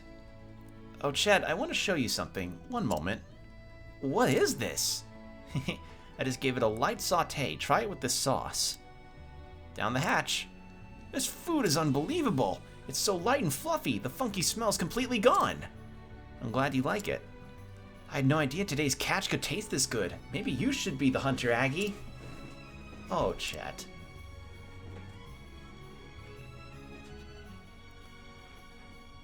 So, that's nice. Oh, Chet learned what cooking is. Oh, that's it. Yeah, I guess the character... I guess with the current chapter situation, she doesn't have a whole lot of banter. It's good to know that I can keep this in mind for future parts in the streams, though. The enemy scent. Okay, this was when we were all trapped in a quicksand spot. Careful, Casty. The scent of our foes is getting stronger. That sharp nose of yours is a lifesaver. It seems very agitated. Just getting close will send it into a frenzy. If it grabs us, it'll chomp us to bits, to pieces with its big fangs. Wow, you can determine all that just by smell? No, it peeked its head out earlier. That's how I knew. It's not just your nose that's sharp, but your eyes, too. Can you give me more details on what we're facing? What sort of beast is it? I don't remember. Like, yeah, short-term memory is a problem sometimes.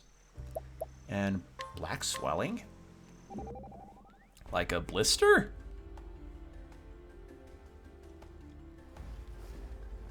Casty, what happened to your arm? There's some sort of black bruising on it. This isn't a bruise, but the vestiges of some sort of malignant swelling. I know that much, but I can't remember when or where or how I got it in the first place. Do you think it's related to your memory loss? Very likely. From my examinations, the origins of this blackened scarring are abnormal. It wasn't caused by injury or illness, if I'm correct. Rather, it must have been caused by some sort of unique, potent pharmaceutical... I think that's how you pronounce it. Pharmaceutical, such as poison. Is that something you would have to handle in your work, Casty? An upstanding apothecary is unlikely to ever use something so dangerous. I worry about what I may have gotten up to in my past. You needn't fret, Casty. I trust that you are and always were a good person. Aww. God, I'm so glad I didn't miss any of these. Ugh. And we did the amnesia feels like thing. That was pretty funny.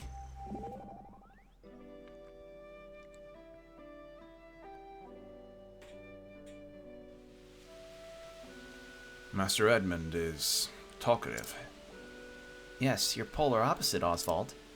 Not necessarily. I'm quite loquacious during internal debates. What do you mean? I maintain multiple mental versions of myself, each with a different perspective, and we're constantly debate. Wow, so he's...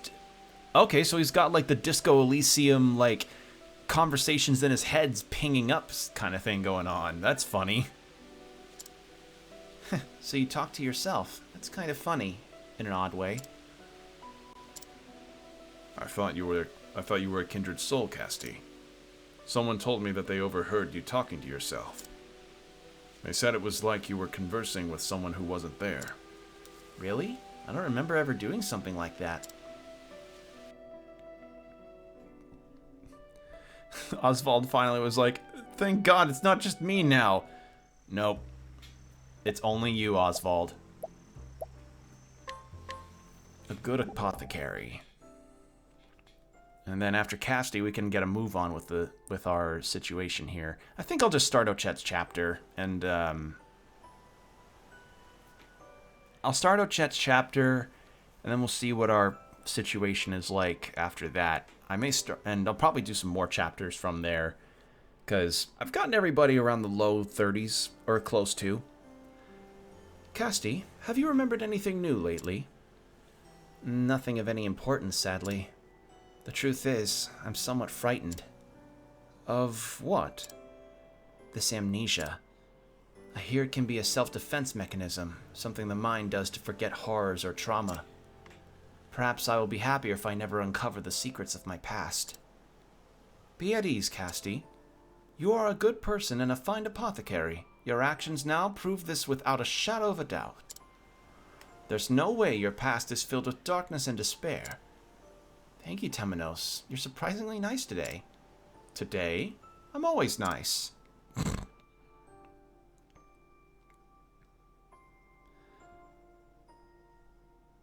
Alright, any more? Yes, red eyes. Okay, so I'm guessing this may be a lack of sleep thing. Or Oswald got into the funny weed number. Oh dear, Oswald, your eyes are bloodshot. Hold on one moment, I'll whip up some eye drops. That won't be necessary. Oh, Double Deer, you sound all stuffed up. I hope you haven't caught a cold. Double Deer? I haven't heard that. When was the last time I've heard that phrase? I haven't heard that in so long. That's an old phrase. My physical condition is optimal. Actually, he probably sounds more like, My physical condition is optimal. like he's nasally. Were you crying? That girl's earnest passion seems to have stimulated my tear ducts. How peculiar. Oh. Oh, man. It's not peculiar. The answer is quite simple. It's because you have a kind heart. Oh. He also misses his daughter. Oh, God. Twisted. I'm assuming this probably means Agnia twisted her ankle or something.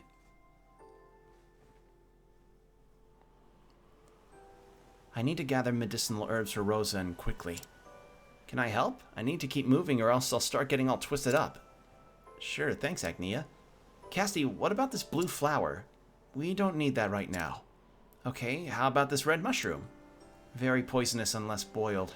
I'd wash your hands extremely thoroughly. Poisonous? What's a dangerous place like that doing in a mushroom? I thought I was misreading it. No, that's just how she's saying it. What's a dangerous place like that doing in a mushroom like this? Why are you laughing? Sorry, I couldn't help myself. I was just thinking that it's your tongue that ended up all twisted.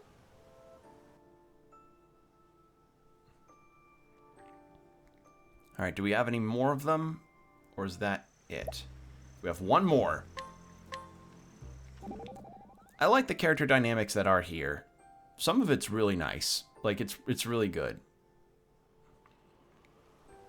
I almost forgot, but I found a leaf on the road yesterday. Woo! You're one lucky apothecary. Maybe, but I figured the person who dropped it was in a bind, so I handed it over to the local magistrate. One leaf? Alright. That's nice of you. Hope it finds its way back to its proper owner.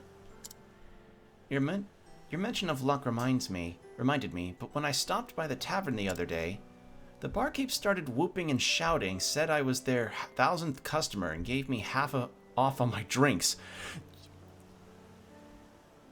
Damn. Tarnation! Luck herself must be watching over you. Perhaps, lately I have the strangest feeling that something is watching over me. Who's playing tricks on me? Oh, whoa. I always feel like someone is watching me. And I have no privacy. Oh. Alright, so we've been in New Delsta. Or no, Clockbank. I believe we've done Cape Cold. Still need to gather musicians for the Scent of Commerce thing over there. But let's get Ochet's chapter done.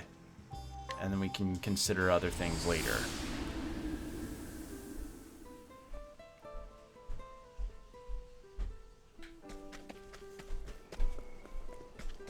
Alright. I do need to... So I'm going to swap Hikari out for Ochette. Should I keep Casti and Agnia in? They need to... Particio needs to level up badly. And so does Oswald. Alright, I'm going to change these two out. And... yeah, I still have a healer thanks to Ochette being a apothecary. But yeah, I gotta train them. I gotta get some grinding done. Get them on level. We'll rest at an inn to get everyone's health up to max, and then we can continue with Ochette's story. First time I stayed at an inn in a hot minute.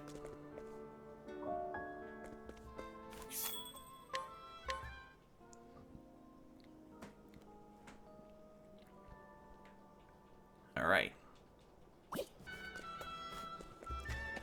Will this mean that Oswald and Particio may get pummeled a little bit in terms of damage? Yes, but I want to at least get some levels on them. Alright. And it's just Ochette and Temenos for this. So we don't need to come back here at any point, from the looks of it.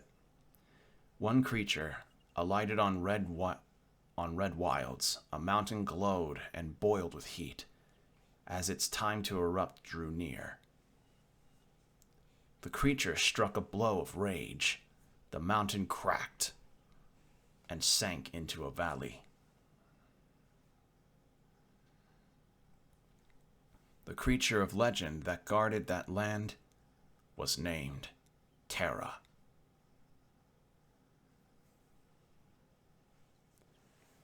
Terra from Kingdom Hearts Birth by Sleep.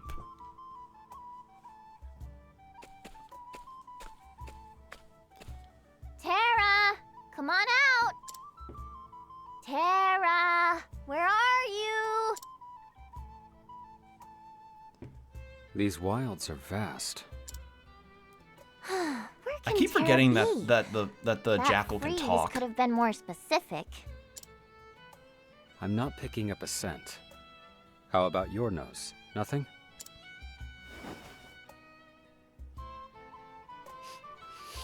Nope, not a whiff. You sniffed out dinner from a distant forest. Even as a beast, I defer to you. You've got the brains, though. Wait, I got a twinge. Good old animal instincts. I think Tara might be nearby. Should we check this town? Sounds like a plan. What are you doing? I can't hunt on an empty stomach. It dulls my senses.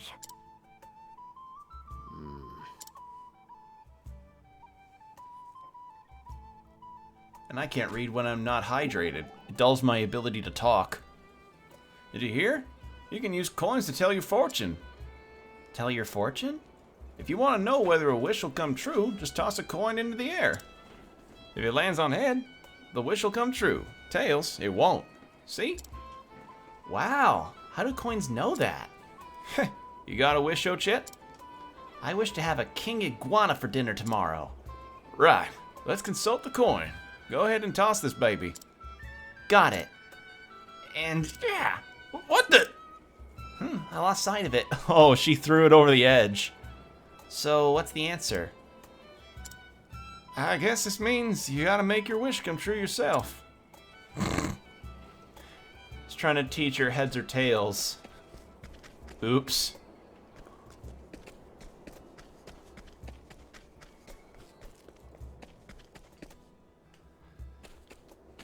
See, just things like that make the characters just feel so Hey there, little bonded lady. and fun. What's that you got there? I've never seen one of those. Can I pet it?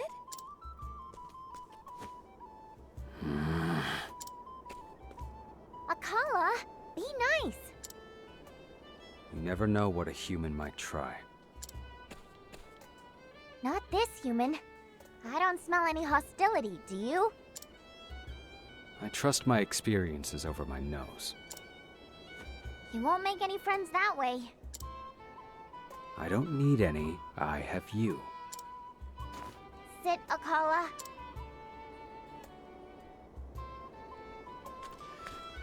Sorry if that startled you. Have some jerky.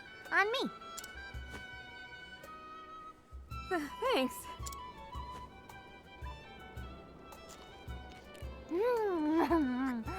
So good. Say, that's a cute piece of fluff on your behind. I've never seen the like. Is it rabbit skin? Huh? Yeah, this is, This? No. This is my tail. Yeah, Ochet's of the Beastlings who don't ever leave a particular island to the south, so people aren't used to her. You're such a kidder. All that aside for a moment. Do you know where Terra is? Terra? Oh, what's wrong? Whoa!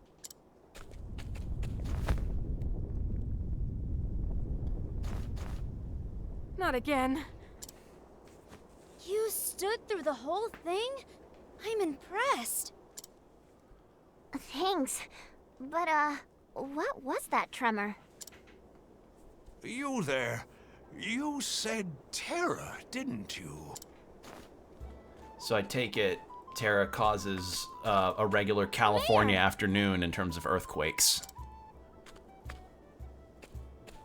Hey there. Do you know where Terra is? Indeed I do. Far below us, fast asleep. In fact, every earthquake happens is because of a very powerful flatulence. It's quite disturbing, so we need to make sure we feed him stuff that doesn't upset his poor old tummy. When we anger it by interfering with its sleep, the very ground shakes. In fact, the one time some young'uns put some warm water next to Terra's hand and, well, the whole valley was flooded. As it did just now, in fact. Who was fool enough to disturb it? Terra's in the valley? I hope I get to have a Terra I came boss to fight. find it and take it home. Say what? Will you take me to where Terra is? I take it might be down the ladder. Ow! Oh, no. Oh, my stomach playing up again. Sorry, I'm in no condition to act as guide. Uh-huh. Ochet. I know. I smelt the lie, too. Well, what What can you lies do? smell like? Terra must be real Like scared. when they say smell, like, what does it actually smell like? We'd better What does a find someone lie else to smell show like, us the Ochet? way. I want to know.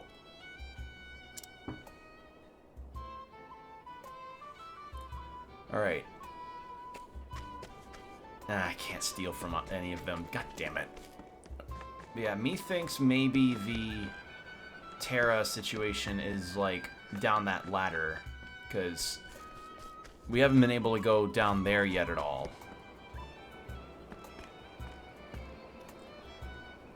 Sheesh. I'm starving.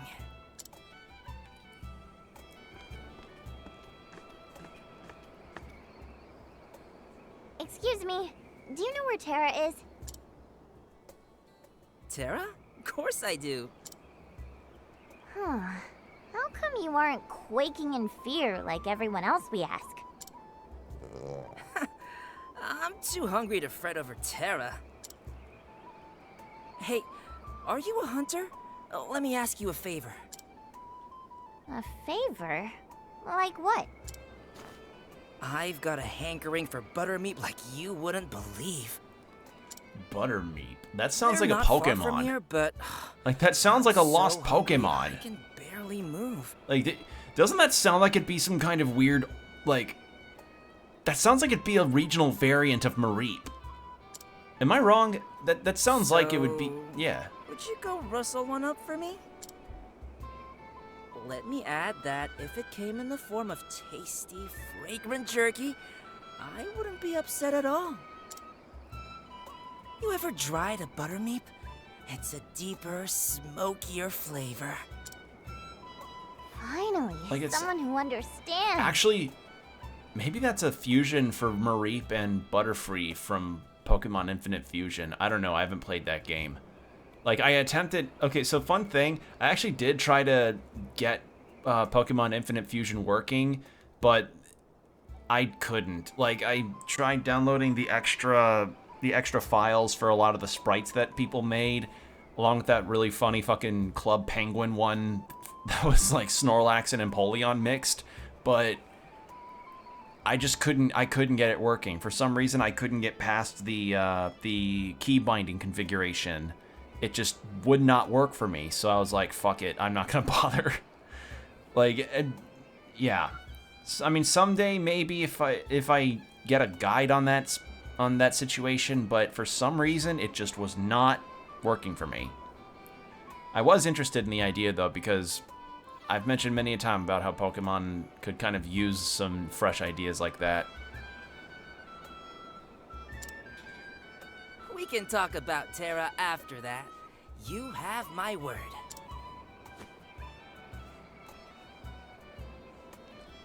So Buttermeep.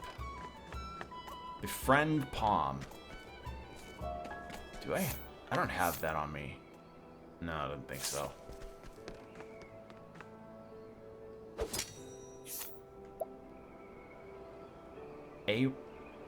Aromatic jerky. I already have it. All right, that works. Here you go, just like you ordered. It's not Buttermeep, but it works. Oh, wow! Buttermeep! And turned into this magnificent jerky! Thank you.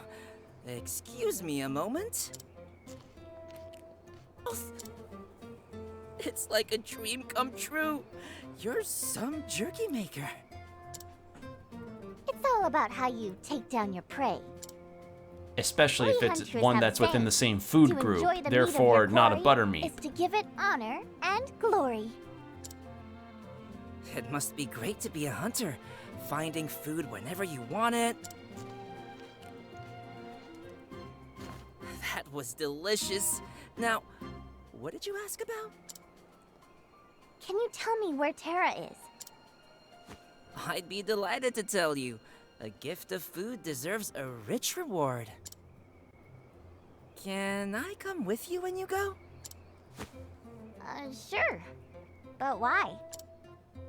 Because I've made up my mind. I'm gonna He's be not. a hunter like you. Dude. A hunter? Yeah, so I can eat all the tasty food I want. Just, watch out for those hunter becomes the hunted situations. Come on, what are we waiting for? Let's go see Terra. And it's a good thing I didn't That actually ladder have to leads go to the hunt valley out where a Terra monster, sleeps. like the specified thing that he wanted. So that worked well enough for me, because I've been making a ton of my companion monsters into jerky. Ooh, banter. Just a bit of banter. Hey, are daggers really useful? They seem so short. They're useful, all right. A dagger in darkness slides right into an enemy's heart. I bet your bow can't do that. Well, no, because of the bow, I don't need to get that close. I sniff them out from a distance and make the shot by smell. But a dagger is faster and surer. Surer. I mean, with a bow, I can hunt animals across a whole canyon. Well, with a dagger... Yeah, but a bow can... Yeah, but Luffy's stretchy powers can. Yeah, but Frodo's invisibility can. Yeah, but Luke Skywalker can. Yeah, well, Batman can't. Oh. Superman can not do flying super strength. Yeah, but Batman can do this. Well, Superman's got laser vision. Yeah, but Batman can do this. Man. I hate those fucking kind of arguments sometimes. You know, if we teamed up, we'd be unbeatable. And then they yeah, and then they kiss. This could be the beginning of a beautiful partnership. God, yeah, like, I just... Man... You ever hear those kind of arguments about, like, who could beat who, and it's so evident how on one side some of them act? Like, I can't tell you... Back when I watched Death Battle, years and years and years and years ago, there was a time where the Superman and Goku discourse just felt inescapable. Like, to the extent where I was like... My turn. It feels like, with the context of all the stuff that those characters can do, it is no contest to be like, okay, no, yeah, Superman would basically be able to destroy everything. But the fucking Goku superfans. Now listen, I love Goku. You know, he's one of the most famous protagonists ever. I like him. He's very good for what he has. But I'm not gonna say like I'm not gonna say that he's the strongest character in the fucking universe. But people act like that. People get so offended and mad when you dare to challenge Goku, and I'm like, I mean, again, indicative of the fandom culture, the fandom kind of culture situation where it's like, we take on our likes as a part of ourselves, you know, like being otaku, being gamers, being fans of Super Hulock, you know, that kind of stuff. And so when somebody criticizes that piece of media that we like, we feel how, like, it could, the person saying the criticism wouldn't mean any insults by it, but the fact is that some people act incredibly insulted about it. They get mad, and I'm like, why are you getting mad? You're not Goku. Like, why are you getting mad in Goku's stead? Goku wouldn't get mad that Superman would be able to kill him in a fight. Goku would just be like, oh cool, someone's stronger than me. I'm gonna get stronger so that I can fight and win.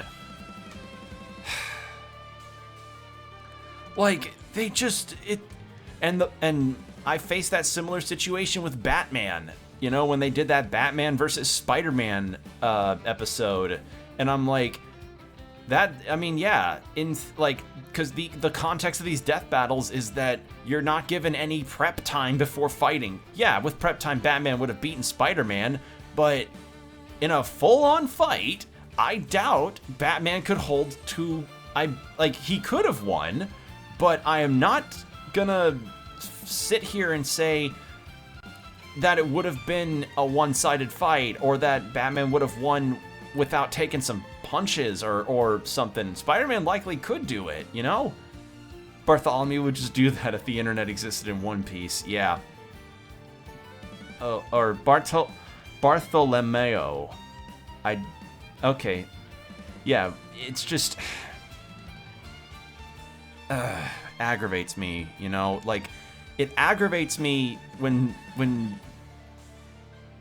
And this doesn't just extend to the death battle situation with characters. I mean, like, when I say when people get mad about the criticism of a media piece that they like, it's just no matter what.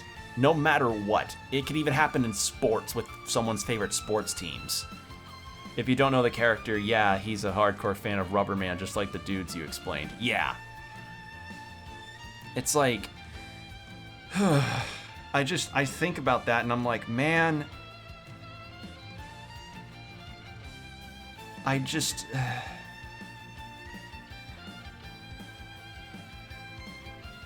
what, like, for what, it's just a piece of media. And sometimes it's also like, sometimes the criticism in particular is lauded onto a show because it deserves it and frankly kind of gets shit on a lot. And then the super fan, like, it's like sometimes there's like there's two groups sometimes when it comes to shows that are also considered very bad, which are the hate watchers, the people that watch it because they like to riff on it and hate on it, and then the super fans that see it as like the second coming of Christ. It's like there's no fucking in between there. If there is an in between, it is a Venn diagram that is the width of a fucking pubic hair. There's like, and there's plenty of those up in the stars too. God damn it. Come on then.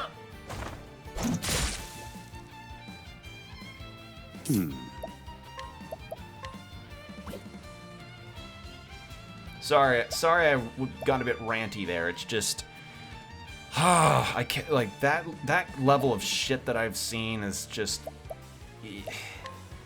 strike them down. It annoys me. It annoys me. Insanely so. Bring it on. I should have hired a party. I should have hired somebody to come with me. I think I may do that.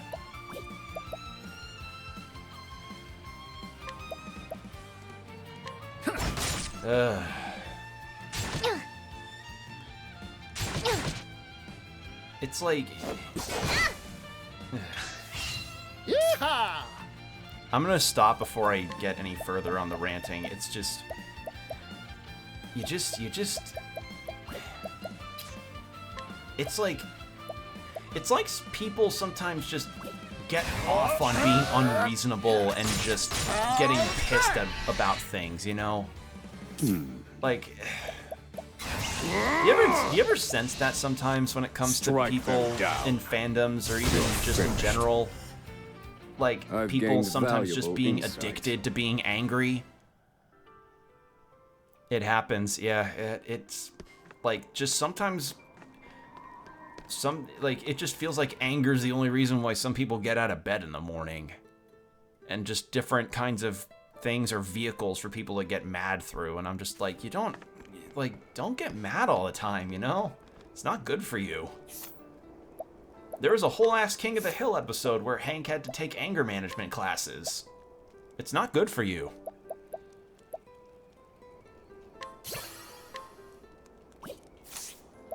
Alright. What was the new one you learned? 30% on winning a battle. Not really needed right now. Yeah, remember that episode? He's gonna take you back to the past and play some shitty games that suck ass. Yeah. I wouldn't say Angry Video Game Nerd's more of a character, whereas, like... I'm just genuinely talking about, like, people who actively go into something and just... Like, people that actively go into something because it pisses them off so much. You know, like, Anyway, let's do some, Let's do some... Okay, why are you so strong? Yeah, it's just Twitter. It's designed to do that. Yeah. And thanks to the anonymity of the internet, random anger is pretty much like... It's either misinformation or random anger. Okay, that's more affordable for me. Let's get to work. It's like... I'm never, like...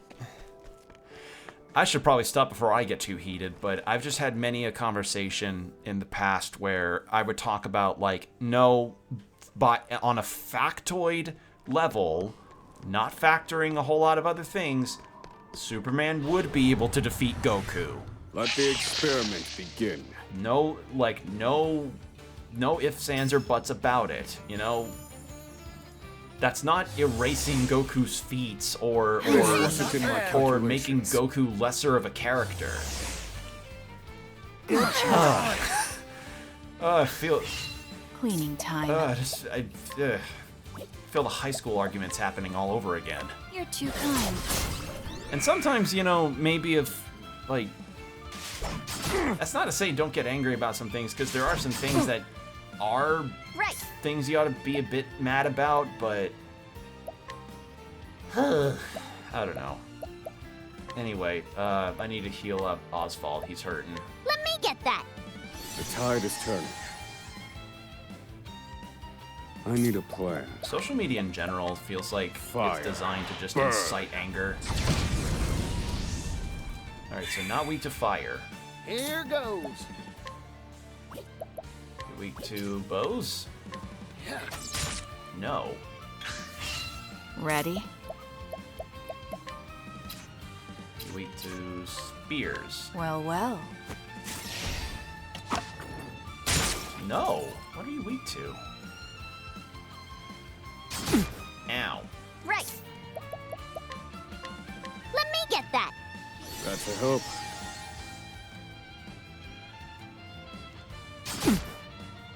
Thinking time. How about ice? Weak against ice? Pierce them. Winds of frost. Yes. Bring it on. Coming right up. The tide is turning.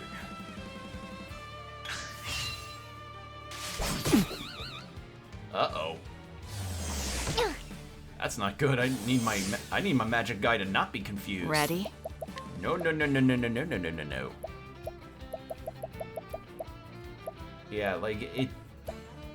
And I should mention that the hatred or the anger felt by super fans of something is, Hang in there. if anything, I find like the hypercritics and the super fans to both be egregious in how they handle arguments. Pierce them. You know, Winds of frost. some of the shit that I see on that front. And again, talking as a former Ruby fan. Nice one, Oswald. Let that one hit. Like if there's anybody that recognizes it, I could definitely be a part of that situation because I used to be a Ruby fan, so I know wholeheartedly like what that is like. And it's not good. Alright, actually let's do... Oh, I thought I had one with knives. Damn it. Oh, alright. Oh wait, no. Yes, I do. Come on, then. Time to finish this. Yeah. Yeehaw!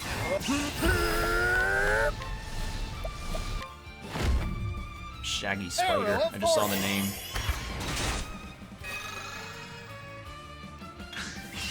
No. Calculations complete. Pierce them. Winds of frost. Study harder. I wanted... You know what I would love as an outtake sort of victory quote from Oswald? If he just said skill issue. How funny would that be? If like, just as a goof, like Oswald's voice actor just said skill issue as a victory quote. I just think that'd be funny. It'd be good, yeah. It'd be good, I think. I don't know. If you just... If anything, that should be a fighting game victory quote. Like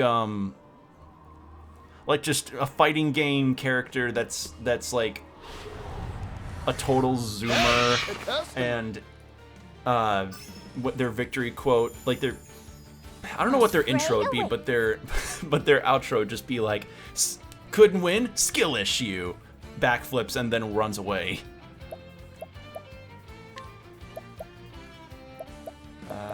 Precise shot. There. Not weak to bows. All right. Cleaning time. There! Yeehaw!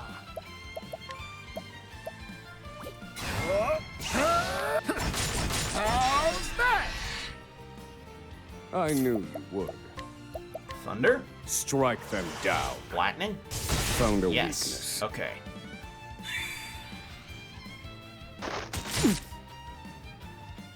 Oswald is squishy. He is the mage. He is the squishy mage. Although I am on a dungeon that's more on my level, so maybe that's why I'm also getting pummeled hard. Pom! Dinner time already, Ojet?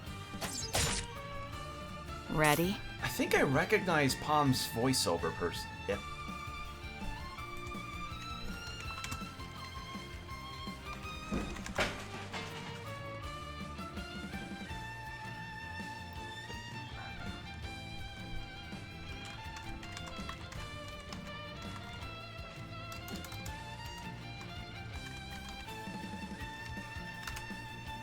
Who voices Palm?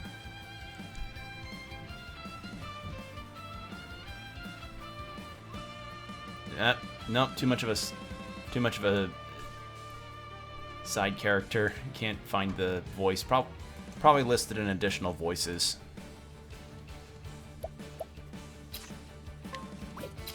What else? I'll try stabs? Well, Could be. well. Oh my god. Okay, so there seems to be I a need a line, plan. an order of operation in terms of the lines of the melee weapons. So, yeah, staves are at the very end. So that's typically what's to keep in mind. If you have spears as your first melee weakness, then you gotta think spears down. The things you think about with this game. Strike them down. A weak. It's not Nice much of one, an Mr. Oswald. It's not much of an SP restore, but the fact is that it's such a good thing to Arrow have. of fortune. You know, like to restore a little bit of SP. Feel my wrath. Strike them down. You're finished. I've seen worse methods. Just once, I'd love for him to say skill issue. Just once. Once, please. It'd be so funny. Alright, so he leveled up. Particcio's close to leveling up. Throne is fine for levels. She's level 38. She's fine. Nope, not better. Okay, that's the save point, so boss will be close. At least I think it'll be.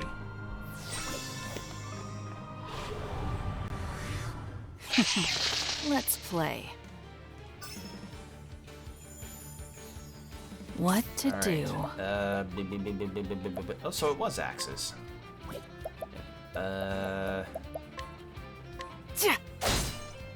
My prey awaits. Beast Lore, provoke. Come on then.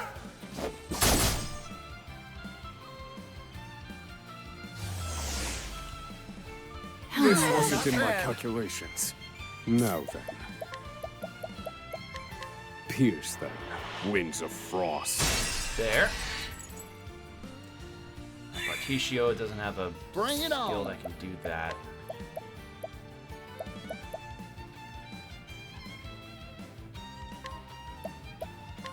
I'm investing in you. That's a hope. Alright. Good try.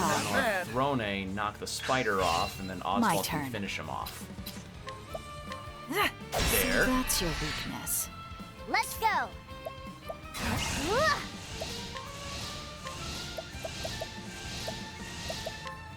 Come on then. Thinking time. Calculations complete. Pierce them, winds of frost. Yeah! Study harder. And there goes Particio. So, everybody else's missions, though, goes up into the early 30s, so... What may happen for my... before the next time I stream this game is that I may actually grind a Time little to clean bit up the filth. to get everybody on the same level, because like I enjoy doing this on stream, the My moment to turn. moment fighting, but I don't want to really have too much grinding on a segment of my streams. It's just I don't want to cut the pace down too strong, you know. So yeah. Pierce them, winds of frost. So I don't know if maybe I'll stop after I do Ochet's chapter. We'll Right. see.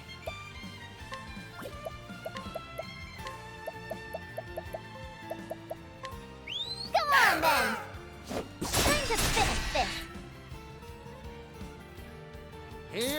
goes. Arrow of fortune.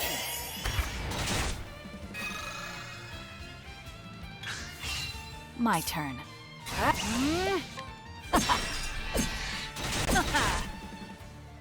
Right. Come on then. No. The fact that monsters don't go away after you Pierce use them. them is Winds of feels feels like it could be the overpowered kind of Study thing that you harder. get for the variety of monsters you can have, but I guess with the trade-off that they're a bit weaker, makes it a bit better for me. Or better for the balance, I guess. Sometime soon I ought to go back to the... I think after I finish Ochet's chapter, I'll go back to that inventor and see if I've got any of the stuff that I need for his inventions. Because I need those in order to get all of the skills. Howdy there, friend. Friend? Howdy there, friend? What to do? The problem with, like, my proposed thing earlier about, like, oh, the different tracks of the melee damage is, like, it could, since if the first one is sword, it could be anything from sword down. Strike them down.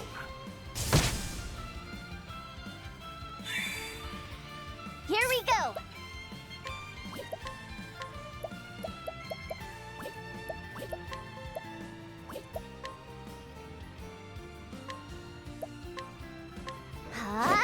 There! There!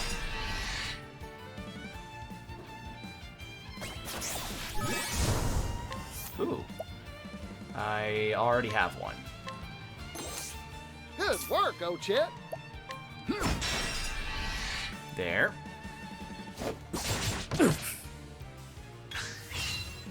The problem with this is that Particio and Oswald are a tad underleveled for this, so I have to keep an eye on those two specifically.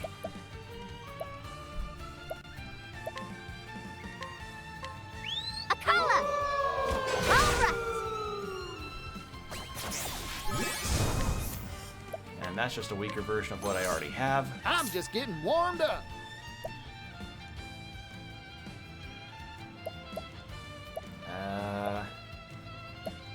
Heal up Oswald. Coming right up. The tide is turning. My turn.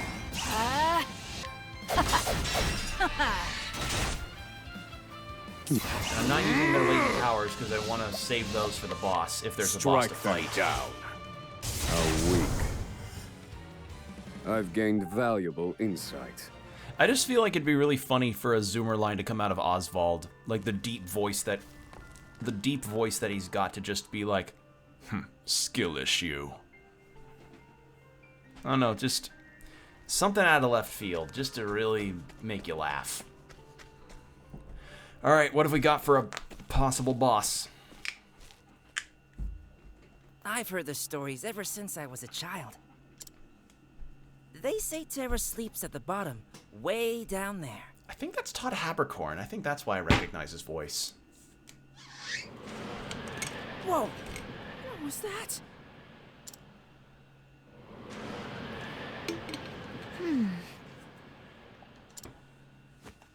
The wind rushes in, then out. It must be... Terra's breathing. What? Terra has sleep apnea. That's why there's so many I hate to earthquakes. interrupt Terra's sleep, but we need to pay it a visit. Wait, Ochet. That valley wall is too dangerous to climb down. You What need to else even- can we do? Not even Tears of the Kingdom Link could climb down that wall. A wise hunter lures the tiger out of its den instead of following it in. Maybe we can lure Terra out. Good thinking, Akala. Sharp as ever.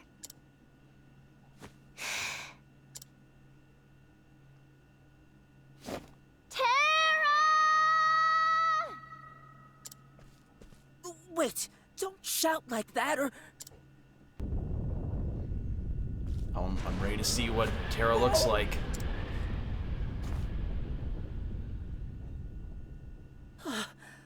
Thanks. breathing's getting ragged. Terra might be about to wake up. One final push, Ochette. 5 more minutes. God damn it, I was having a really good dream.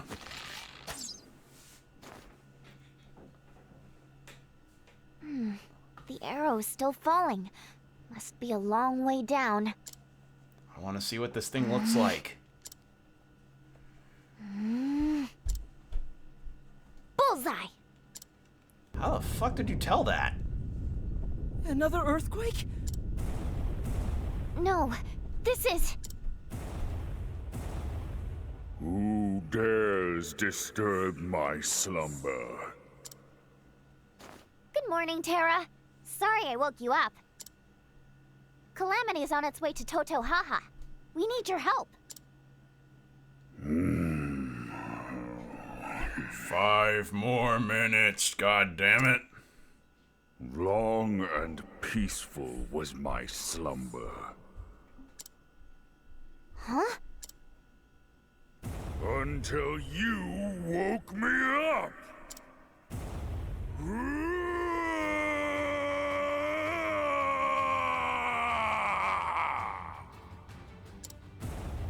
Terra's climbing the cliff!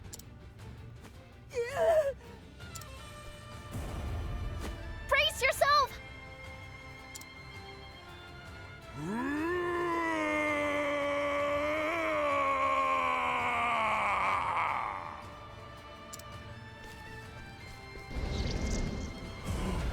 Yo! I don't think it'll listen to reason. Oh, you look so cool! Oh well, we'll just have to take Terra down by force. Let's go, Akala! Come on, Terra! Oh, look at this thing! Right. And the transition. Sorry, haven't had this boss music for a couple streams, or for a little bit. We went through 2 chapters without it. Gotta get my fix. Alright. Are you weak to... Dinner time already? You're weak to Ochette? bows? More and more. That's good. Yeehaw! I actually appreciate that. It's your shift now, friend. Ready? God, this theme. Ah, it's so good. Ready for a surprise? Okay, no damage, just for armor points. Good to know. Ow.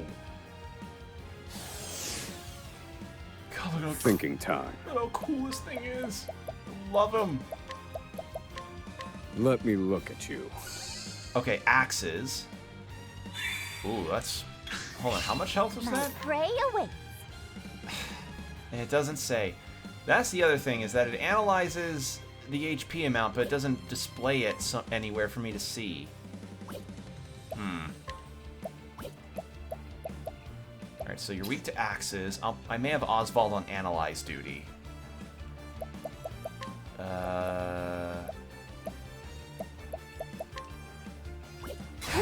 Actually, no, don't want to do that. Let me get that. Heal. Thank you. More and more. More defense. I'll take it. I need a plan. Let me look Analyze. at you. Ice. Okay, that felt like a given. What to do?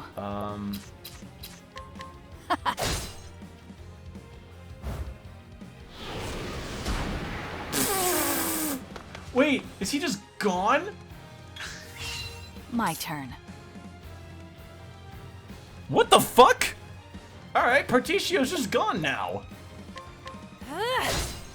Did I just... Here we go. He'll probably be back in a couple turns, I guess, but what the fuck? Alright. No one's needing healing.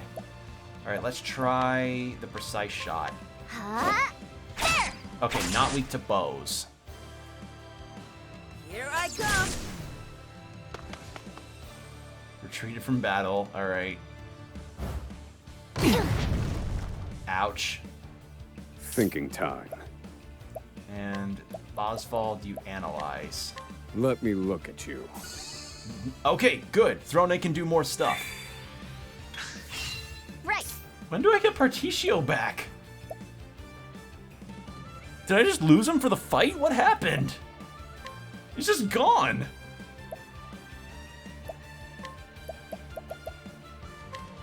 Come on, I could then. also do this.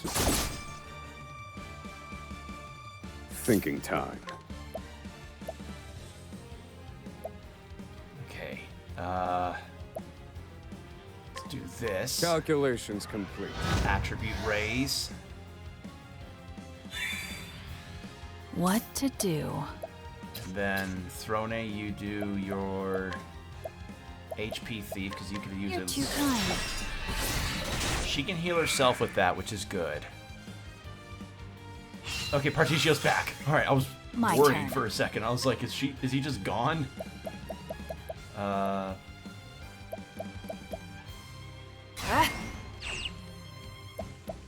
As swift as a snake. Let's do this. Defense. You're open. Ready? Sorry, but I won't hold back.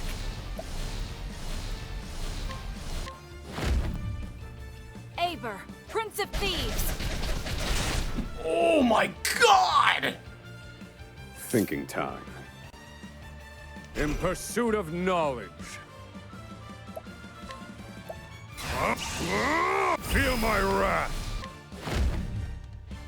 Rise, fierce blizzard. If I had a boost to my potency of spells, though, a bit more, would have been a good amount of damage. Come on, then. I owe you. Oh, random ally. All right.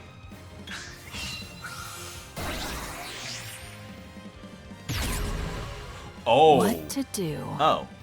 I got scared. I was like, did I just have to reshuffle its weaknesses? Nope. Eat this. Bring it on. Merchant skill. Not weak to bows, so probably stabs in that case. It's your shift now, friend.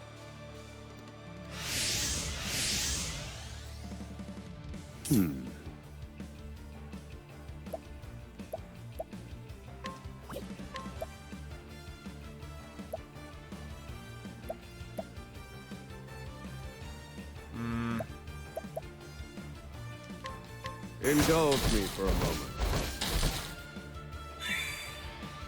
Here we go. Huh? And now! My prey awaits. We'll do I'm starving! Yeah, let's do that. That's my quarry! Jesus fucking Christ. 9, that's I'm my just first getting quad warmed up. 9 that I've gotten in this. Yeehaw! Let's do it! Arrow of Fortune. 34 job points, that's quite a bit. Feel my wrath.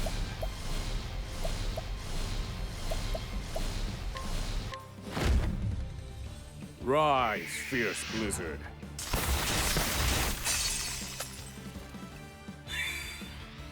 What to do? And then we can heal up Oswald. Hang in there. That's a There. hope. My prey awaits.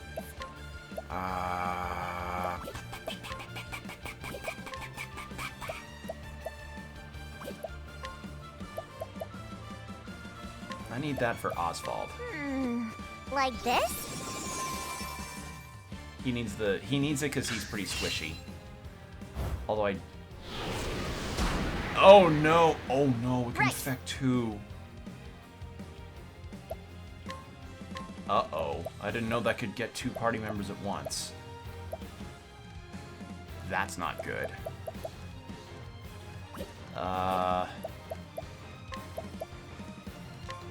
Venomous chop!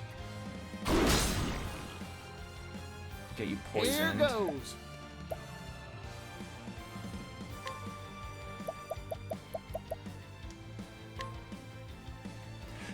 Nah, I'm not not doing that. Nope. Actually, wait. Okay, so boosting actually lowers the cost. Go DBZ style power up of boost points into it means I pay you less money. That's pretty funny. Jeez. You're not weak to bows. I'm just gonna heal.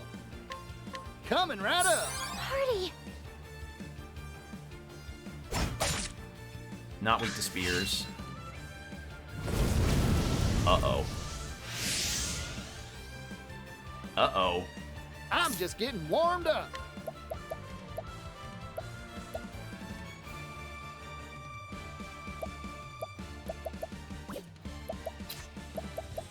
Trying to think about what to do here. Could be close to death, too. Huh? Oh, do not attack.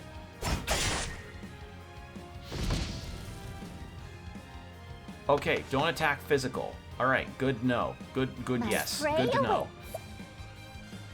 Apothecary, healing touch. Let me get that. Thank you kindly, old chip. And then... Alright, everybody's back. Okay, so what about... magic stuffs?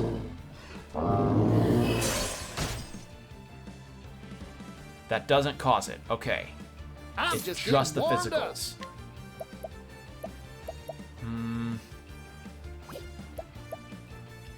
Bring it on.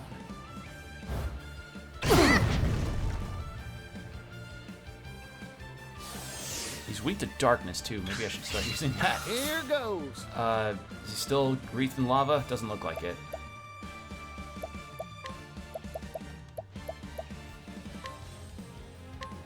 Much appreciated. Cleaning time.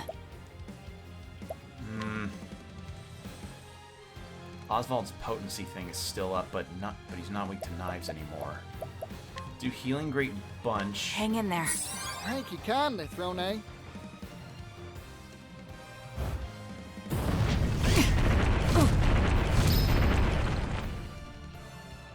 We're almost there. We've almost got this one. I need a plan. We just do this. Rise, fierce blizzard. And then Ochette. Here we go. And 2 attacks. My prey awaits. We'll do this the hard way. Let's see what this one looks like.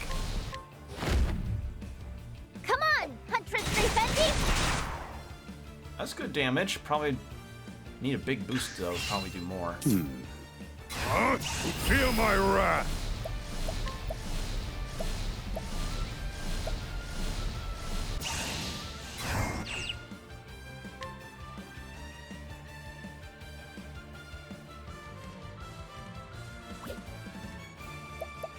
What was your last weakness? Let me look at you. Son of a bitch it was. Alright. Cleaning time. Playtime is over. As swift as a snake. Let's increase. Can I increase my speed? Ooh, actually, let's steal. Thanks. Good. What? I'm sorry, but I won't hold back. Aber, Prince of Thieves. Weakened and cannot move. Nice. Okay, looks like Terra's getting tuckered out. Time to make the capture. Get ready, Terra. Here we go. Beast lore. Capture. So, actual Pokemon. Mine now! And there we go. Now let's grab some food. Whew, that was a fight. Really good fight. And a new axe.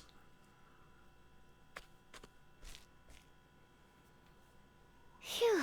Terra finally calmed down. I feel logy. Perhaps I overslept Logie? somewhat. Haven't heard that one before. Those ears, that tail. You are a beastling.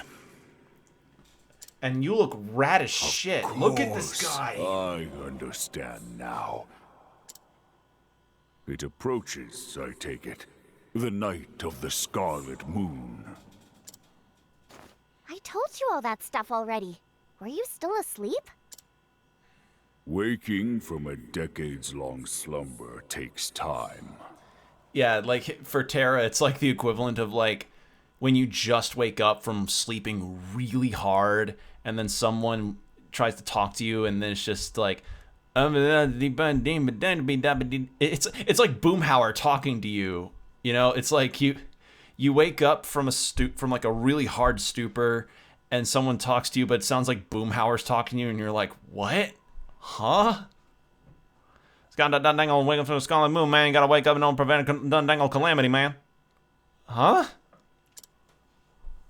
There was a hunter, fearsomely strong, who challenged me to combat.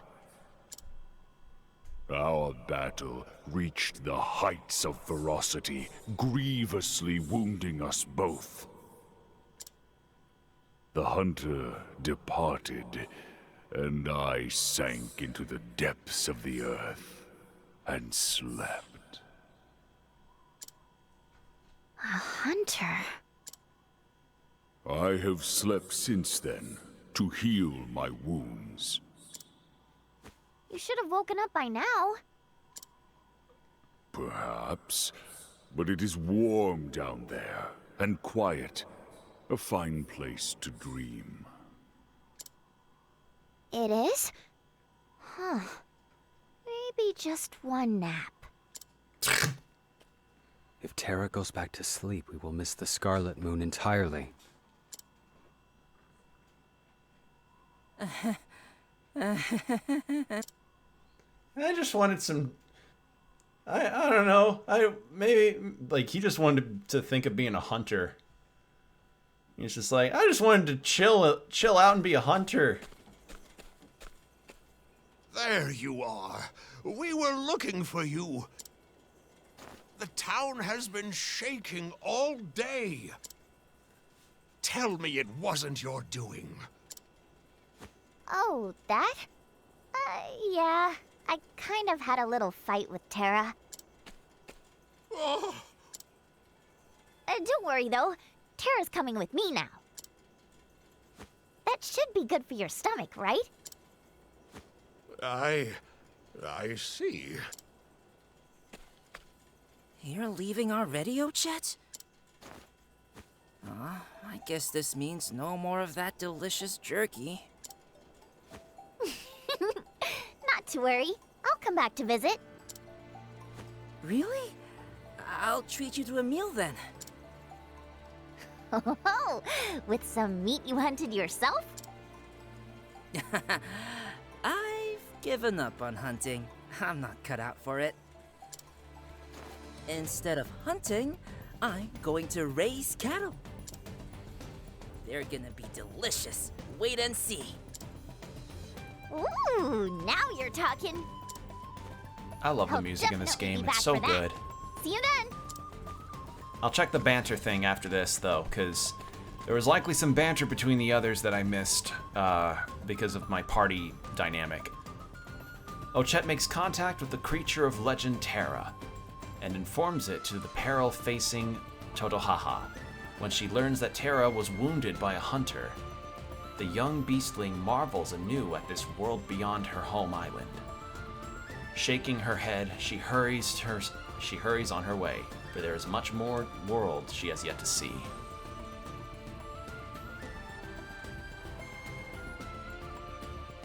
This is really good music.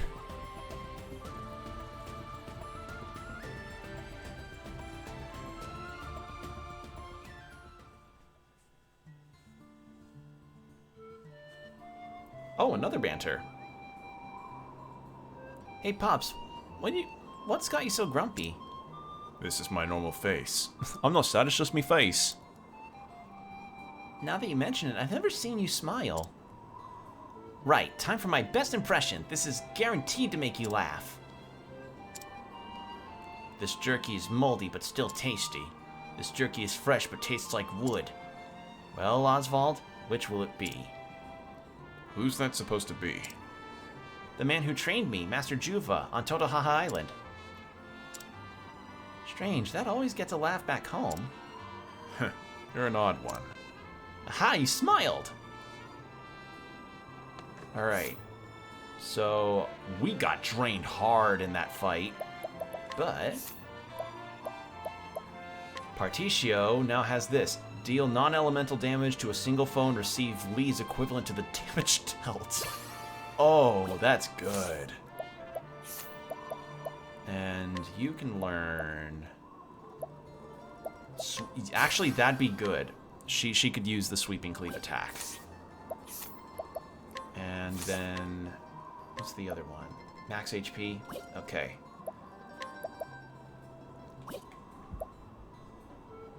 Alright. So now that Particio has gotten all of his merchant skills, what do I want to make him into?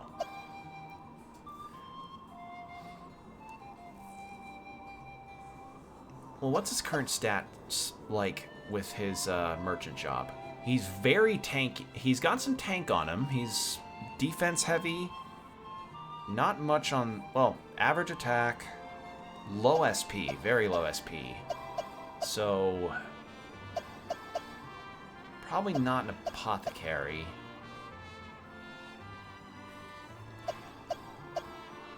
I can't see him other than being an inventor. It just fits him too nicely. Like, I've thought this from the start, since I got the inventor job, that Particio fits the bill of being an inventor. Like, look at him! Look at him! He looks like he'd be perfect in that steampunk getup. Yeah. Look at him! He looks too good in that. He fits that too perfectly. Alright, for Throne... Didn't one of the dancer skills increase, let's see. Okay, Swift Step did that. Okay, Casty's currently that, so Throne already has a speed increaser.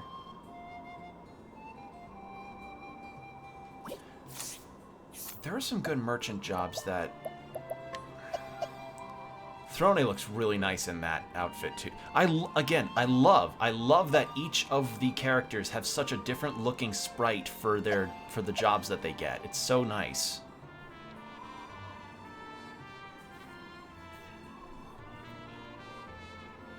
That gives her a big defense boost, and health increase, and a physical attack increase.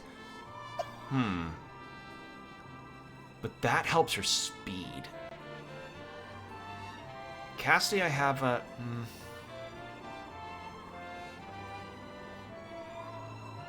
It's just tough.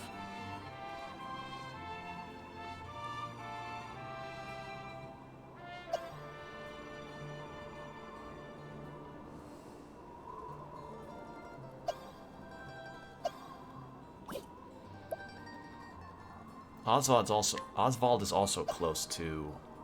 So that's what he looks like as a dancer.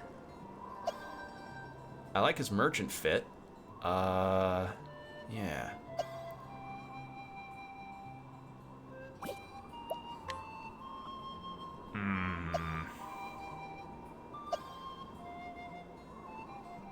I think...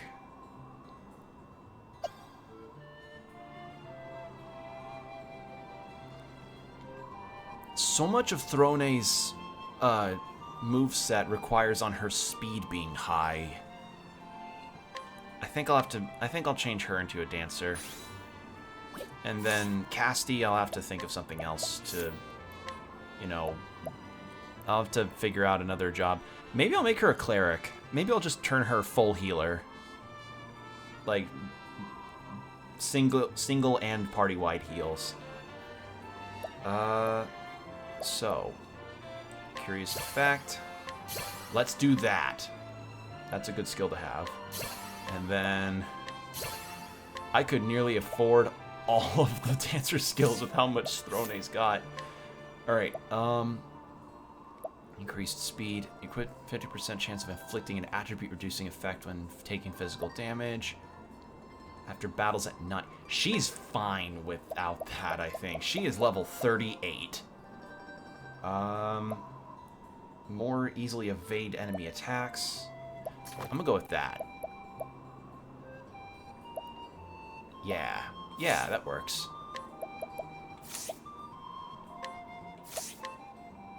Yeah. Yeah. Yeah, let's do that. Alright, so let's go to New Delsta. And then check on the inventor.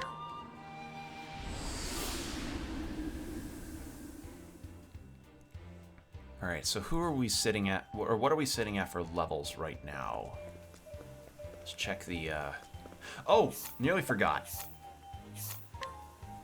Any new banters besides just the one? Yep!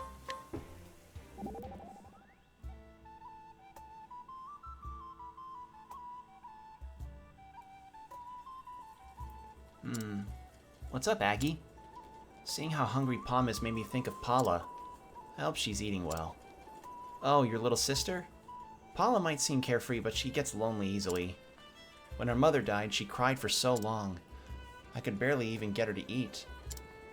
I hope she's doing alright without me. I'm sure she's fine, Aggie.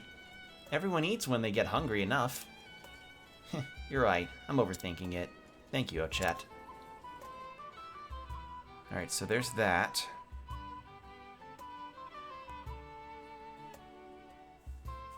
And then one for Casti. And maybe one for Temenos or Hikari. Say, Ochet, your ears are on top of your head, right?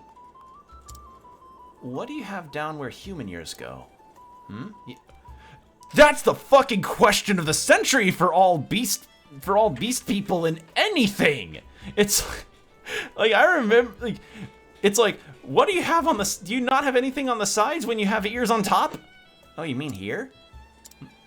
I see. Under your hair, there's nothing there at all. Casti, you sure are dedicated to your work.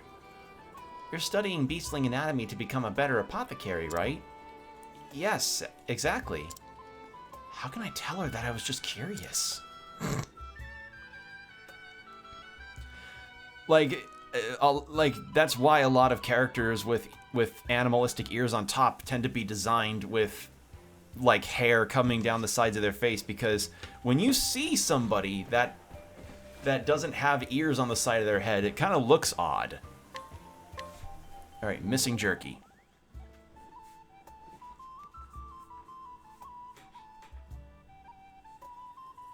I need a detective. What's the matter, Ochet? The jerky I was saving for later has vanished. That's a mystery, right, Temenos?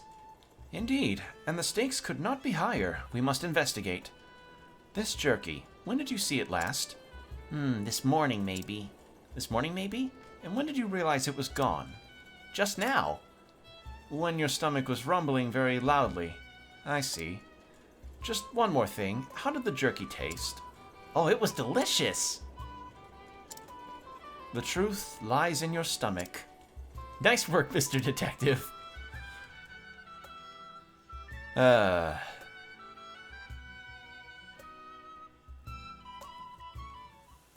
wonder if you'll end up with any banters that are like three characters in one. Because I think that happened in the last game too. Alright. What are we looking at for levels? Okay, Oswald is still behind, so I'm gonna change out Ochet for Casti. Because, like, Agnia's chapter 4 is hers at the level 31 or is it higher? 34.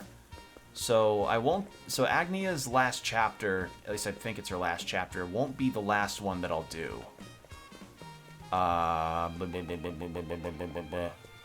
I don't think I'm gonna end stream actually quite yet. Where's the inn? I want to get everybody's HP. Oh, I completely forgot about the merchant. I completely forgot about the merchant that was with me for that. Okay, here's the inn.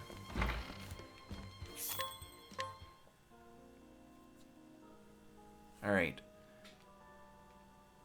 I think maybe I'll fit one more story in. Might as well. Just depends on whose, though. I think...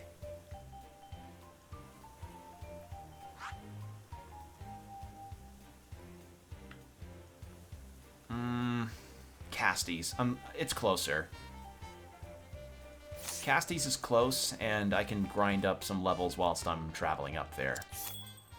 Alright, change Casti for Ochette. And these two can stay here. Agnia can get leveled up another time. But yeah, Oswald needs the help. He's behind a bit in levels. Alright, now, what do I want to make you? I can't have multiple characters with the same secondary job. So I guess it's a cleric then.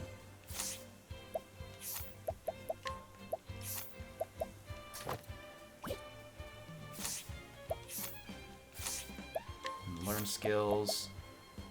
Okay, yeah. Alright. You know what?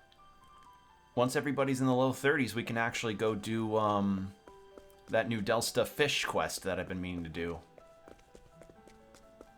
Because it's literally right down the road. It's just the cave that the fish is in is like way above me in terms of levels. I'm just getting warmed up. No need. Like, I'm too strong. Unless it's an Octopath or one of the cat enemies.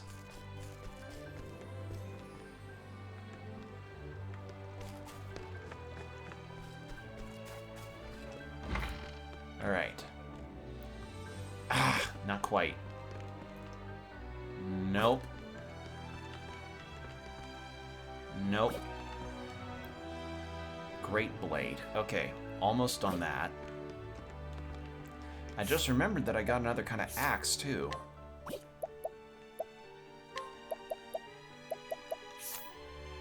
And it's good. Question is it the same... I probably shouldn't equip it just in case, but yeah. So we have four left to equip. Or not equip, 4 left to give to that inventor before his stuff is done. And the inventor is maxed out. Okay, so we need to head west.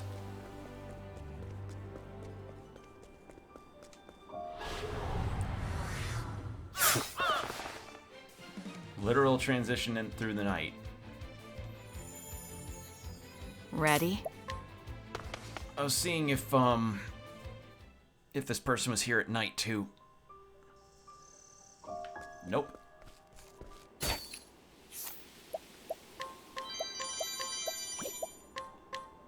Alright, a merchant with a keen interest in the local black market, where sellers gather nightly to offer goods available nowhere else, or so he hears at least. He's so busy looking after his newborn child that he's yet to actually visit. Thank you.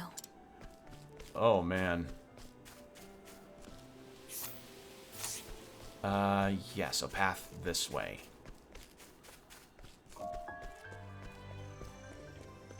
Have I? I have not. Mug. Nah, not worth it.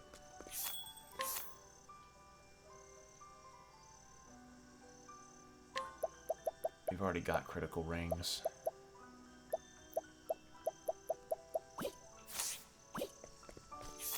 Could do with some selling, though. We did a lot of taking with Agnia. Again, I just still find it quite funny that that if her level's high enough, she just gets to be given stuff. Buy. Well, unfortunately, no. Well.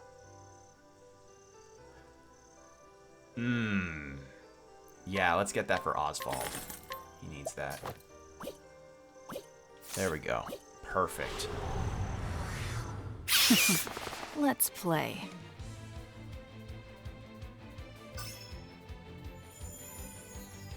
What to do? There's literally no need. I'm too strong for these.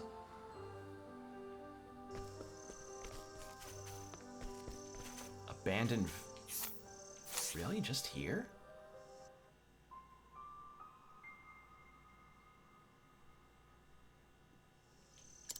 Hold on. Hold on, I'm gonna check something. There was something in the upper left corner that I need to go to. Probably involving a party member EX skill. Which one am I missing now? Hey, a customer. Now then.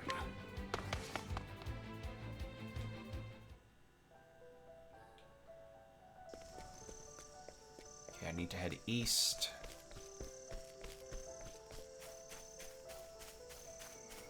Okay, was that a dungeon or was that a... No, it'd be a different icon Let's if it have were a... ourselves a showdown. It'd be a different icon if it were a EX place, right? What to do? I think it is. And I think I found all of them already. Right? Hold on. Let me check. Okay, yeah. Altar of Scholar King. Altar of Prince of Thieves. No altars there. Altar of Thunderblade. Altar of the Charitable. Altar of the Traitor. Altar of the Lady of Grace. So I'm missing 2, but that's not one of them. It's just a dungeon. Alright. Let's go see what this chapter's about.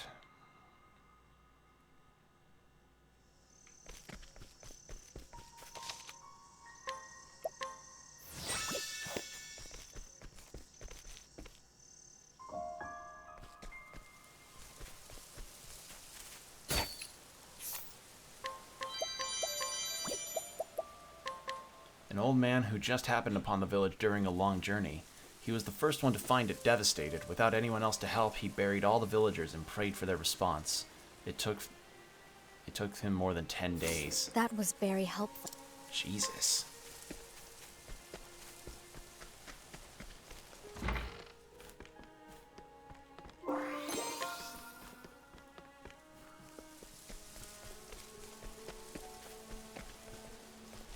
Okay, that's the tavern. Alright, that makes sense.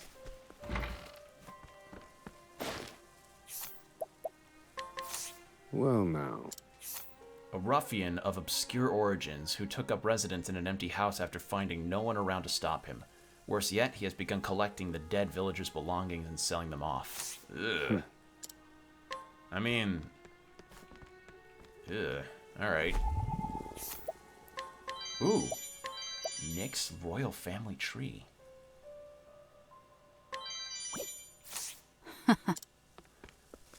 Wait. No, there were... Oh. Yeah, that is... Okay, we had a guy in a previous town that was like, I'm a descendant of a royal line, and people were like, dude, knock it off. Like, just be... Okay, cool, you're related to a famous figure from hundreds of years ago. So what? And we proved, like, okay, yeah, you are, but so what?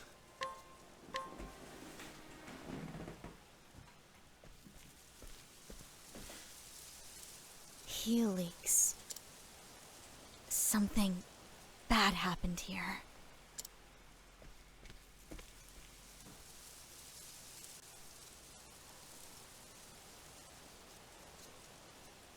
It seems deserted. Malaya, where are you?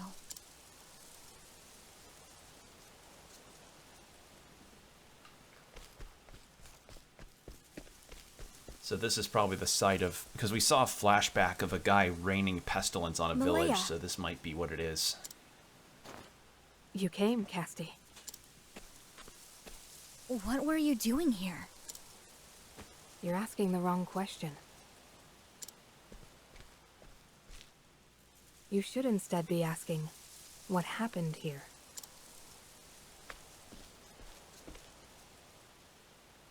Does the word Santanejo mean anything to you?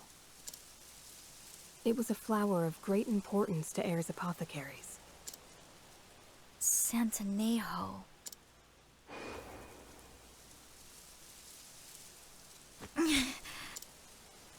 Good, Casti.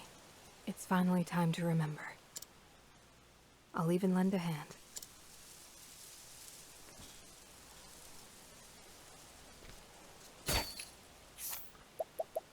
Alright. Casti now recalls searching for Santanejo blossoms with another member of Ayer's apothecaries. This memory comes from a time when the band worked together to save people's lives. Santanejo blossoms.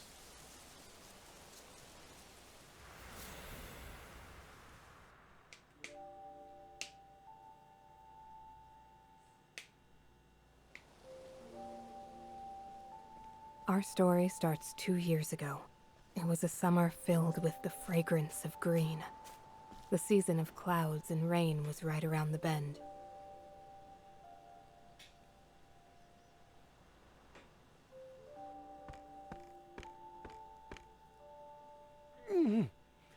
Am I going to die? No, you're gonna live. Help is coming. Just hold on.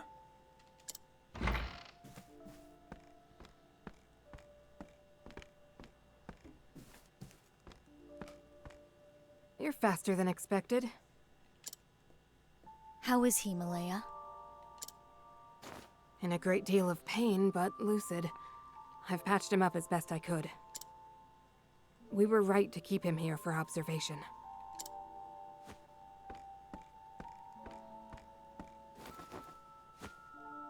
Here, Lind. This should ease your suffering.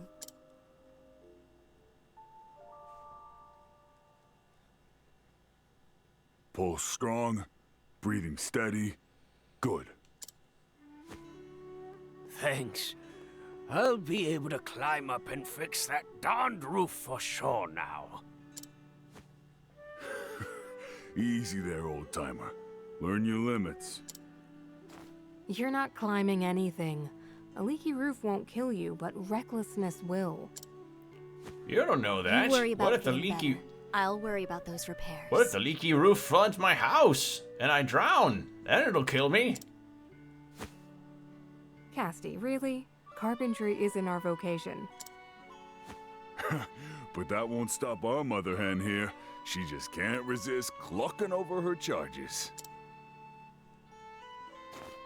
No teasing. Oh, where's Trousseau?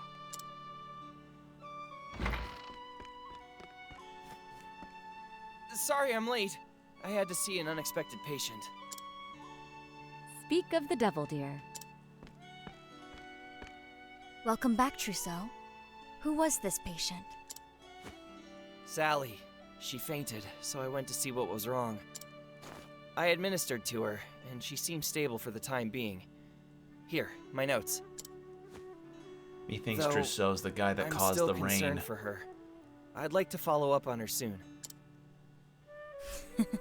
I'm not surprised to hear that. You care more about your patients than any other apothecary I've met, Trousseau. That's the heart of what it means to be a healer. To extend a helping hand to all those in need. Casti's creed, and Words to live by. It was the force of her spirit that brought us all together. That creed's what makes our order special. I appreciate the kind words, everyone. But no working yourselves into the ground. Let's all take a break, yes? Let us all get, as the villagers say, shit-faced. Oh, I get to play in the backstory. Inquire about what apothecaries have to say. An old man once plagued by lower back pain so bad he could not get out of bed. Thanks to Malaya's treatment, however, he's able to get up and around and go about his life without issue. Thank you. An incredibly bright and gifted apothecary. She once saw Casti as a rival, though this rivalry was gradually eroded by Casti's genuine concern for her patients. She now stands beside Casti as part of Heirs Apothecaries. That was very Come on, helpful. brain. Let's really get a feel for the village. A young man tasked with looking after the village's horses. He's a diligent enough worker, though ever since Heirs Apothecaries arrived, he's like us not to be found staring off into the distance. He seems to have the most difficulty focusing when Elma comes to examine the horses. Thank you. Actually, I haven't even... Oh, sorry, my mind was wandering.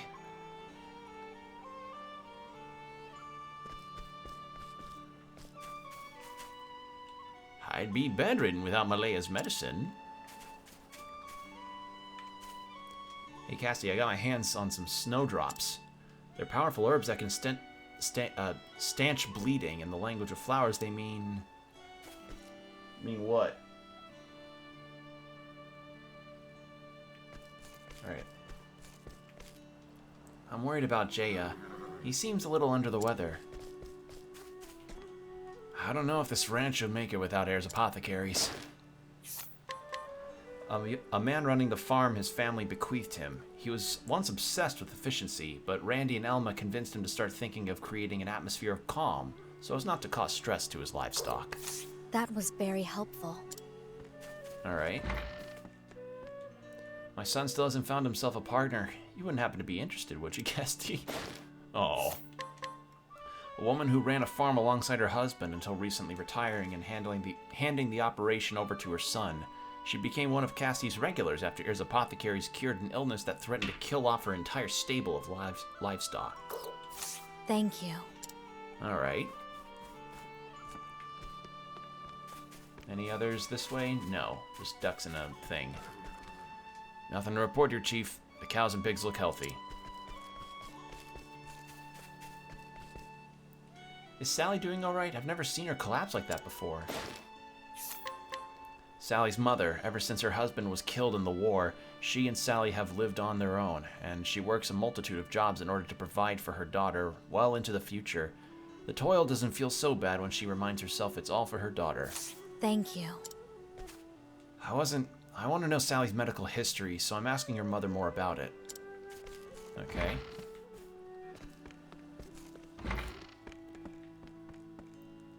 Thank you, Cassie. I'm sure to be fine now. The village's elderly carpenter. Once upon a time, he helped construct New Delsta's theater, and he still feels as young as he did then. Alas, he failed to fix a rather leaky roof ahead of the rainy season. Ooh. That was very... Game's kind of having a trouble transitioning out of houses with this. Mr. Trousseau's exaggerating. Sally looks a little tumbled, is all. I just tripped earlier. I'm fine now. A young girl who unexpectedly lost consciousness. Thankfully, her condition isn't serious, at least for the time being. She likes animals and wants to become a veterinarian. Currently, though, she puts on a brave face so as to not worry her hardworking mother. That was very helpful. Aww. Sally's closest friend. He sees just how much Sally hides her loneliness and wants to be there for her. He's constantly frustrated, however, by Sally treating him like her little brother. That was very helpful.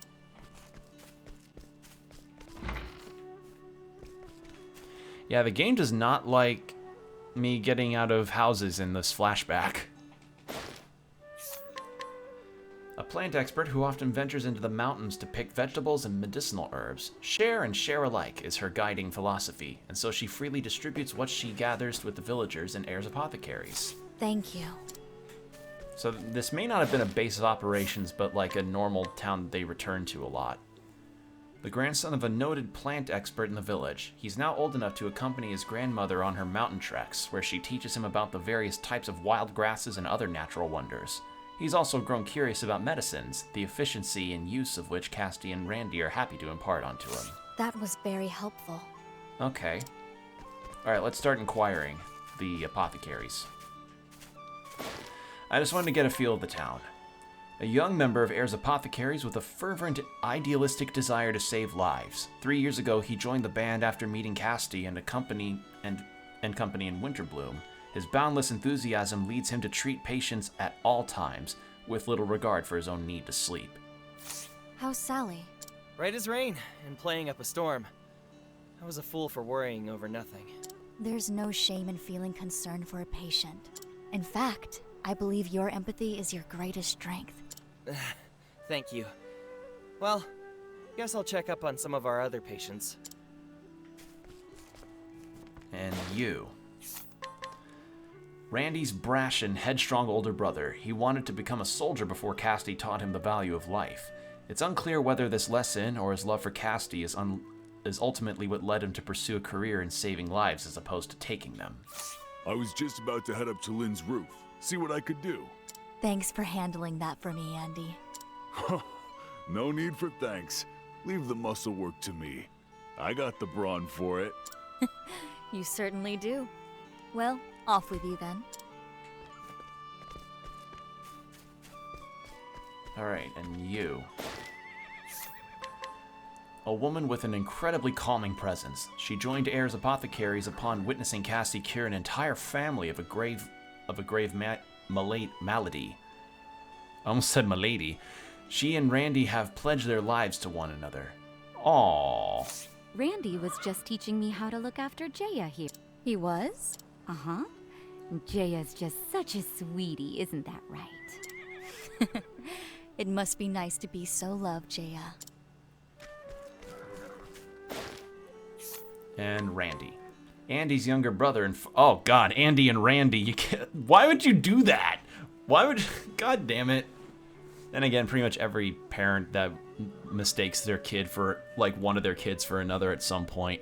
Sometimes my mom calls me by my brother's name, like, 2 times, like, consecutively before correcting, and I'm like, it happens. Andy's younger brother and far more dependable brother, once grudgingly pulled into Heirs Apothecaries at Andy and Casty's behest, he is now more active in the group than even Andy himself. Randy, how are you and Andy getting along?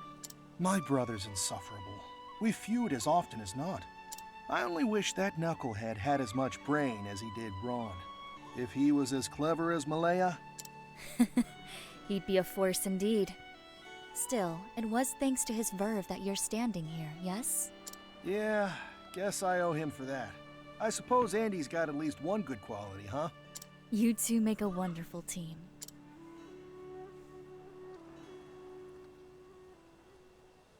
That should about do it. Everyone seems to be doing well. Now to my last job for the day, sorting through all these patient notes.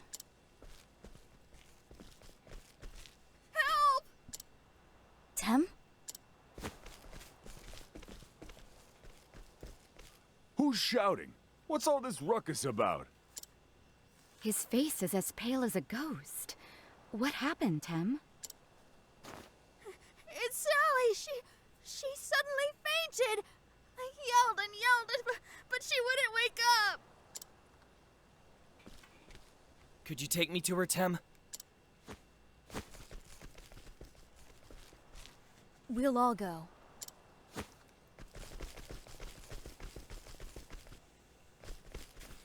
So I'm guessing this is probably where Let me take a look, Trousseau goes crazy. This swelling on her forehead, it wasn't there before.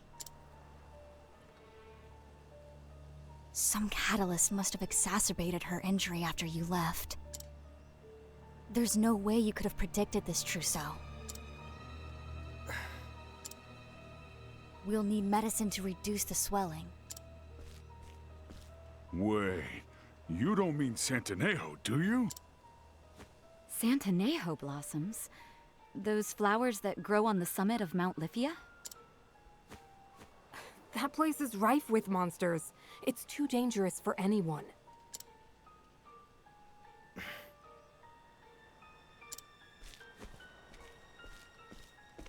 Hold it, Trousseau. Where are you off to? Flower picking, I presume. Please don't. You'll just end up another patient. We have medicine that can help with her condition. It won't do much, but we should try it first and see. But Santanejo blossoms are the only thing that can save her for certain. If she can be saved, I want to do it. With my own hands. Wait, that's... Malaya, you and the others use what salves you have on hand. Keep her stable until we return. Trousseau and I will go gather the blossoms we need. Chief. Hold it! There's caring for patients, and then there's risking your life. You can't... No, Andy. I can, and I must. So do we have a boss fight in the I flashback? share Trousseau's feelings. This child's life is on the line, and we must do all we can for her.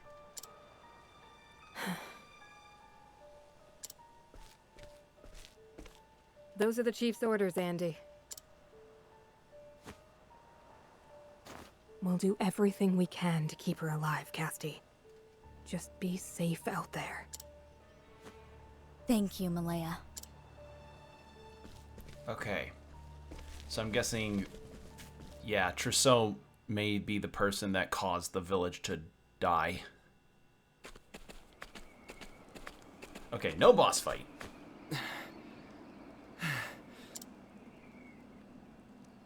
Chief! That's it!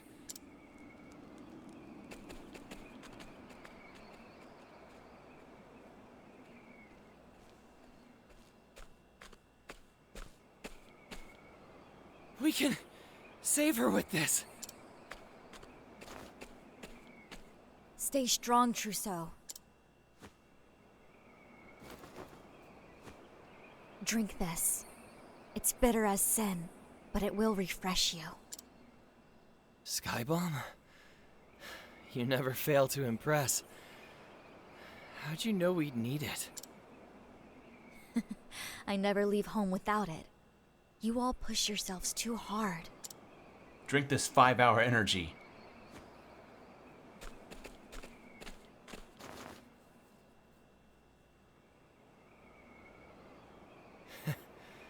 Guess we do.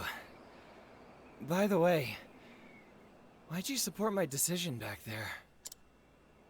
It was your spirit that motivated me.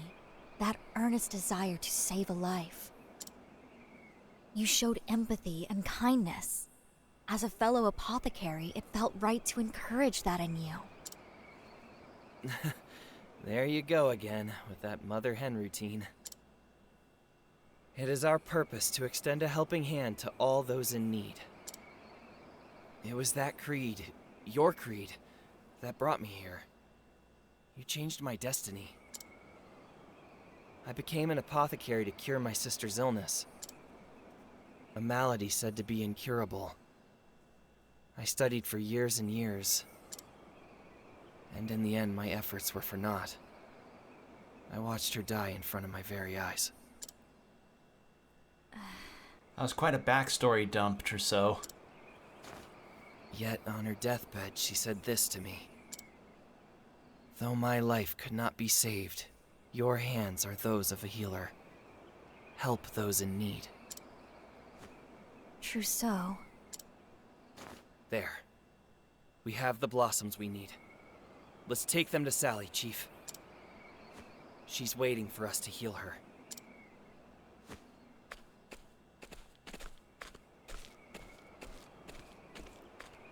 And so we return safely to Sally's side, The Santanejo blossoms in hand, we saved her life that day.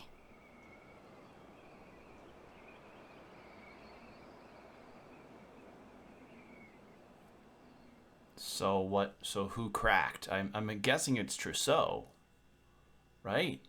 I feel like it ought to be. Santanejo.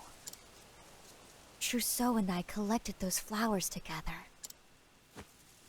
He was the gentlest of us all, and the purest of heart.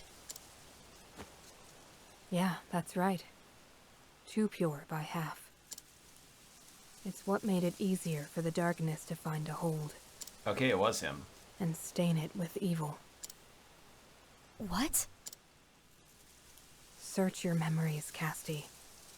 You're almost there. Where are you going, Malaya? The town square. Come find me when you're ready.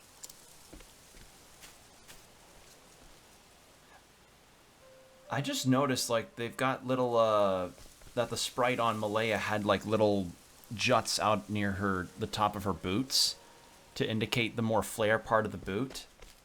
That's really cool. Again, small little details in the sprites here. Any banters that I missed?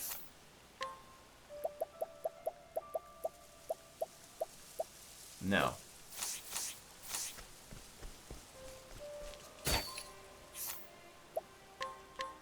Casti and Trousseau once embodied the creed of heirs apothecaries, extending a helping hand to all in need, with the help of the Santiago blossoms, but that was before Trousseau changed.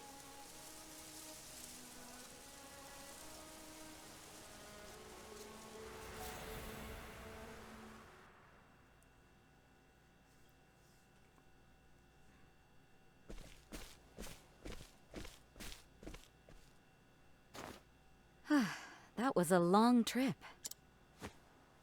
Long, yes, but productive. We saved a lot of Okay, so they would just lives. routinely come back here. And now, I'm happy to save my sore feet. Oh no, this was their base. I Okay. can't wait to dive into bed. You were a trooper too, Jaya. I hope Trousseau had some time to relax while we were gone. There's our mother hen at it again, clucking over her chicks. Oh, stop teasing already. It's darker than it usually is at this time of day. I can barely see. Whoa, easy there, Jaya. Oh no, the animals! Oh. Chief, I'll see to them. Oh.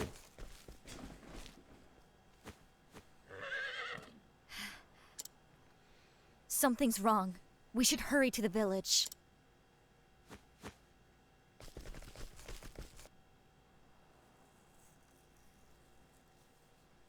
The healers are back! Help! Help us! It can't be. Oh no. Sally! Tim!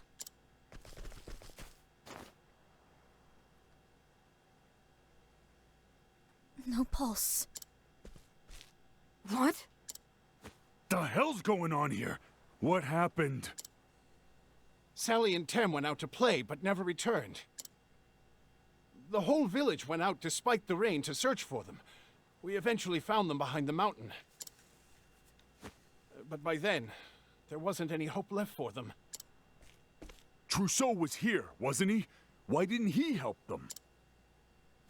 We went to the House of Healing, but no one was there. Trousseau was gone? But where did he go? Black swelling all over both children's bodies. Signs that both coughed up blood. Their blood is black. Black blood? This must be some sort of poison. I have a bad feeling about this. Hey, Apothecary? I'm not feeling so great either. And the same goes for a lot of us. My body won't stop shaking. Signs of paralysis setting in. Uh-oh. So, what happened in Trousseau to Trousseau while he was here? Casti, what's going on? Black blood. Andy, Malaya. Quickly, they'll need help breathing.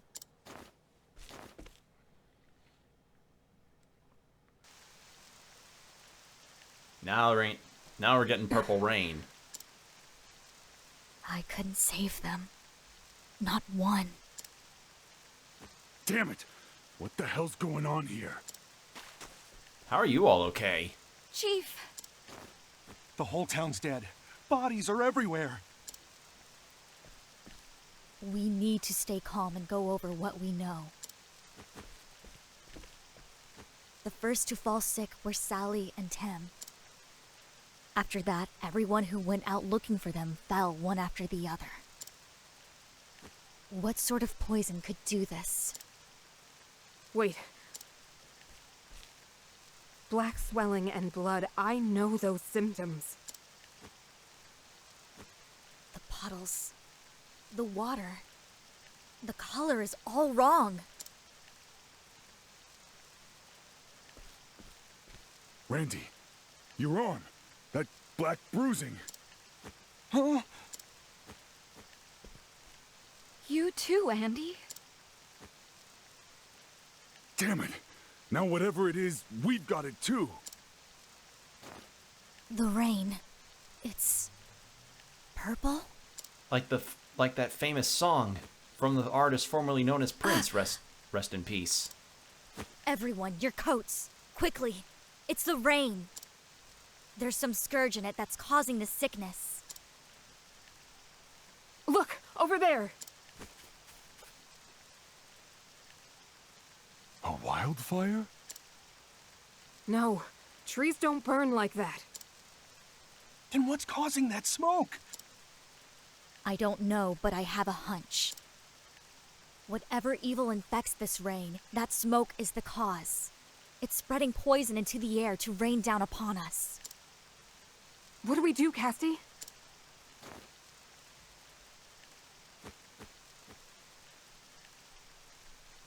If we do nothing, this pestilence will only spread further.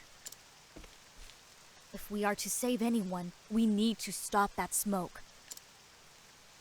There's no one else who can help. It's up to us. Then what are we waiting for? Let's go!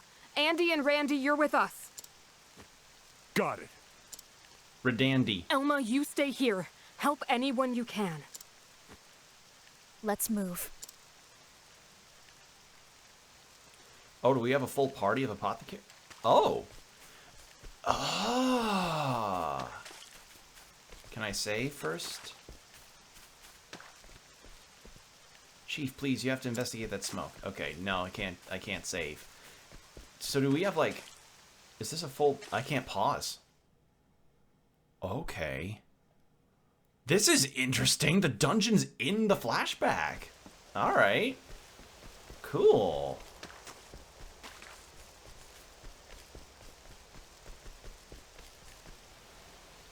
All right, there's a save point. Ah, today. That's right. We climbed that here. mountain to This find is cool. answers. This is a nice sequence. We needed to know what caused the rain that stole the villagers' lives.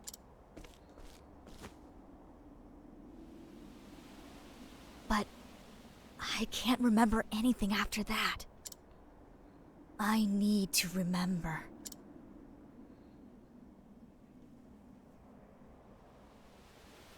And still no banter. Appropriate, I suppose, because of the moments that are going on. This is really good, though. Have to say.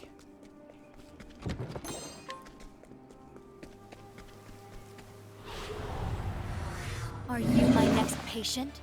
Ooh, cool. Cool enemies. I need a plan. Blue balls. Fire? Fire. Burn? No burn. Cleaning time.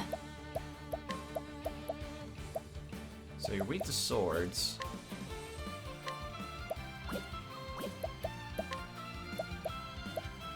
Weak to dark, maybe? Afraid of the dark. No. Bring it on. How about spear? Take this. No. Where did I go wrong? Ow. I hope I'm not too underleveled for this. Heal our pain.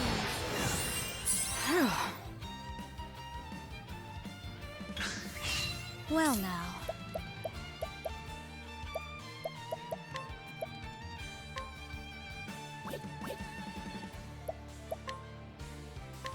Heal our pain. Sorry about that. Good thing I saved before I came in here. Holy time. shit. Olive of life. Hang in there. Death can't have me yet.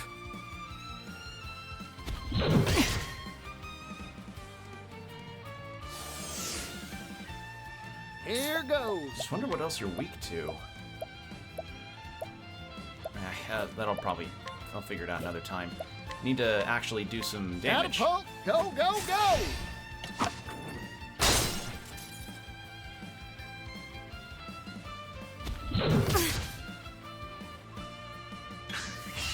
Cleaning time.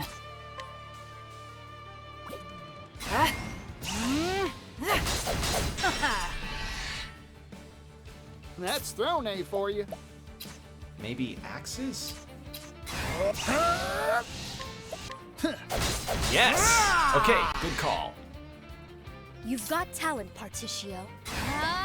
Cleric skills, heal wounds. Heal our pain.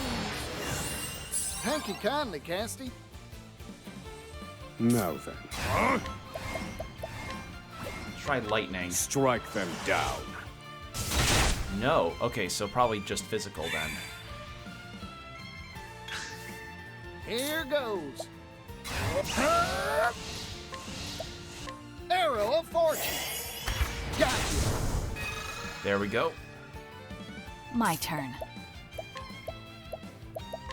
You're too kind.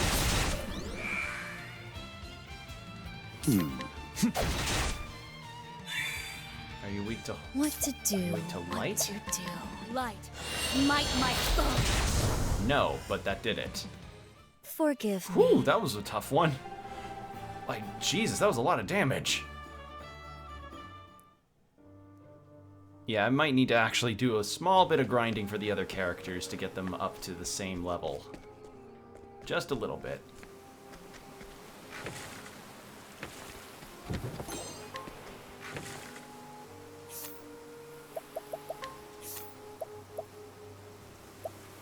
Okay, yes. Revive. You take that. Yes. Yes, yes, yes, yes, yes, yes, yes. And then you should get that. Yeah. Alright, that looks good. Time to clean up the filth. Weak to light, weak to stab and fire. Ready? Weak to daggers? No. Slow. Ow. Now then. Fire. Burn. Okay, that thing's not weak to fire. Bring it on.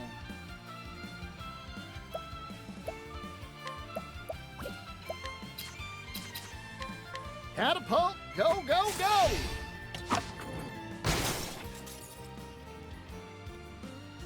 Here I go. Heal our pain. Thanks. Okay. What to do? What to do? Are you weak to light? Light. Might my foe. No. I need a plan.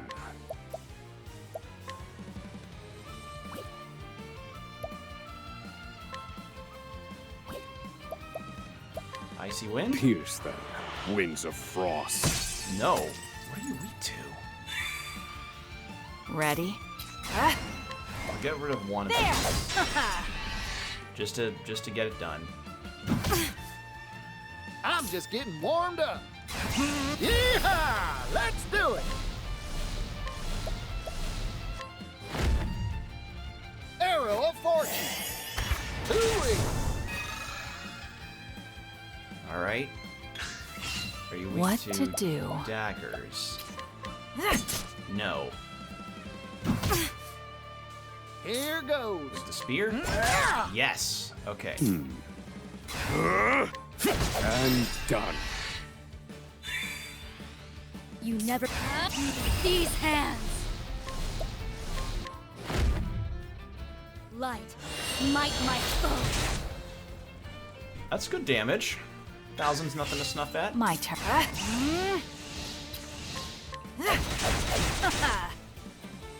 What to do? What to do? Heal wounds Heal up. our pain. Back on my feet. Thinking time. Good thing that I also have all of my latent powers available to me, too. Study harder. Skill issue. It'd just be really funny. I'm just saying.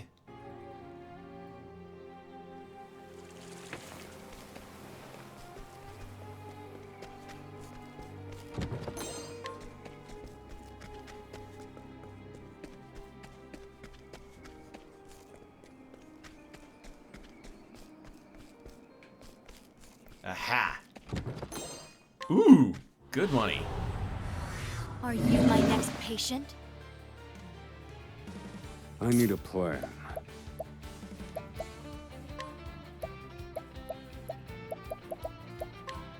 Class is in session. Will that work for the current thing that he's got on? No. My turn.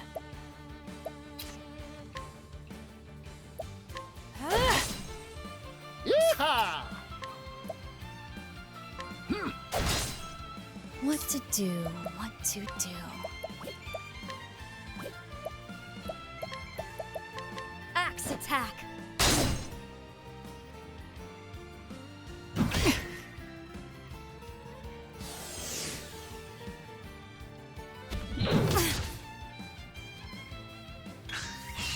Here goes. There we go.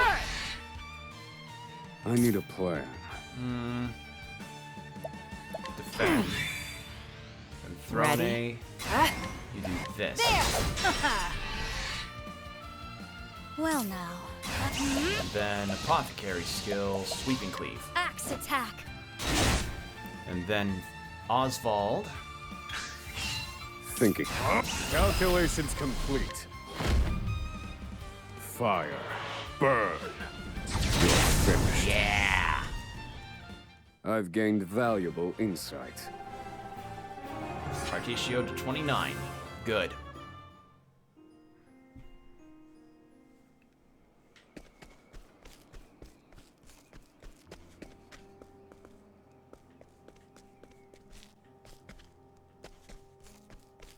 It's this way.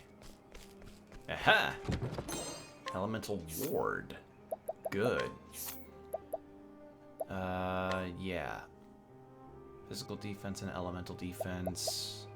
Reducing damage taken from the next hit by 50%. Let's do that. Because that's also good for shield point reduction if it comes to that. If it comes to that.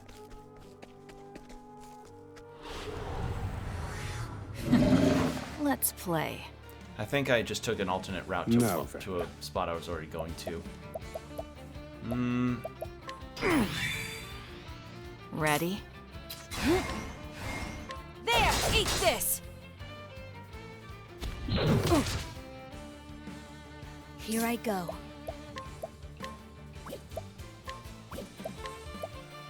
Light, might my foe. Yeehaw!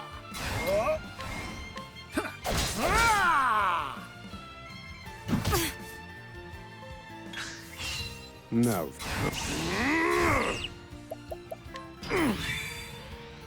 Cleaning time. There!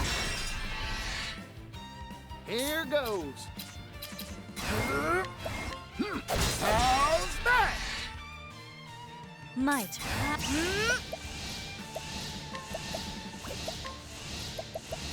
Axe attack. There. And then Oswald. I need a... Feel my wrath! Strike them down. You're finished. Boom. God, that's I've satisfying. gained valuable insight. And Throne got to level 39. Jesus Christ. Alright, I think... Yup, literally the same route, just I went a different way to get those chests.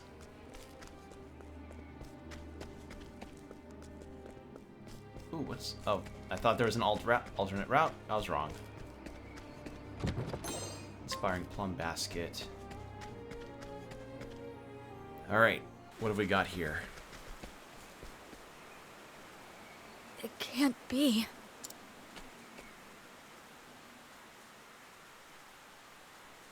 Dead. They're all dead. Dead. Dead. Dead. Dead. Rain! Storm! Keep on pouring!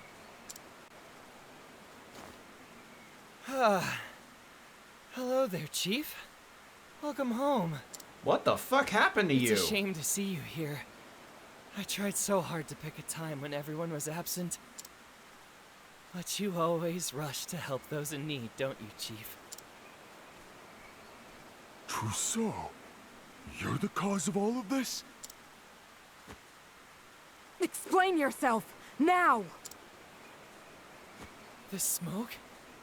I'm burning a special sort of poison. It'll rise up and up, turn into clouds, then rain on down. These are tears, friends. The tears of those suffering in this world.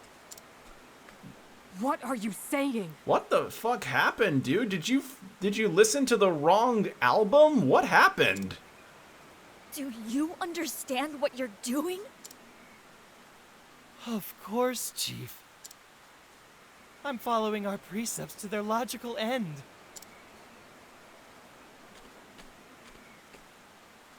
Extending a helping hand to all in need.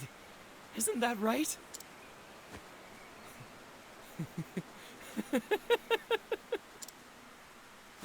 This rain brings salvation. Salvation from illness, therefore dying. Yeah.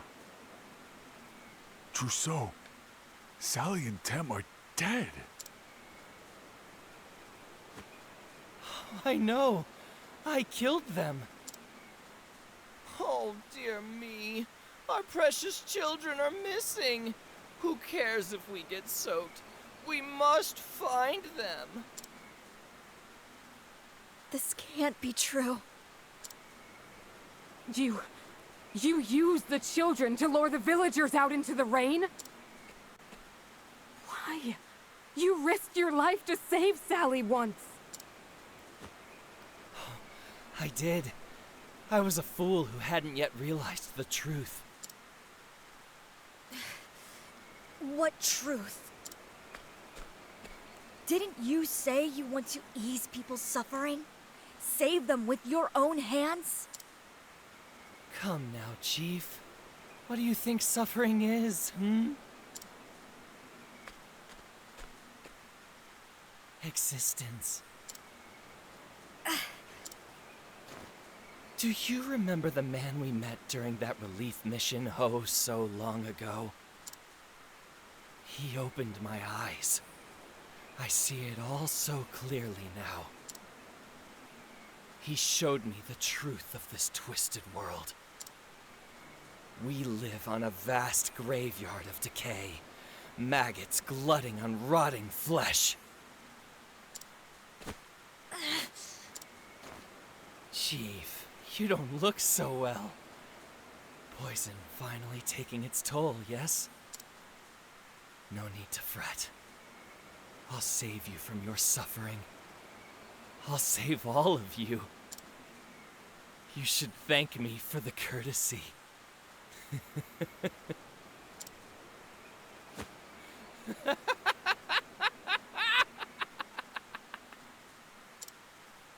Do we have a boss fight in the flashback? No, you're wrong. An apothecary's hands are not meant to take life away.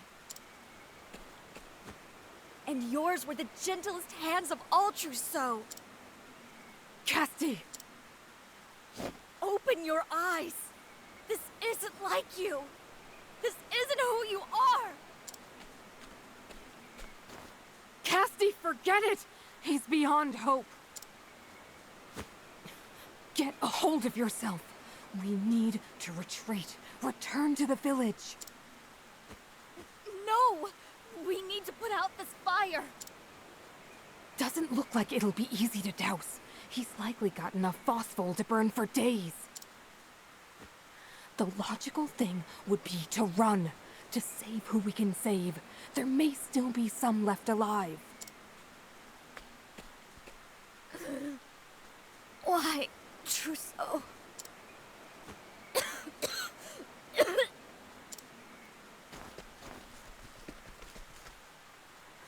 Casti! I wonder how I managed to get her at There, least stable. there, Chief. No regrets now. I'll extend my hand to all those you can no longer save.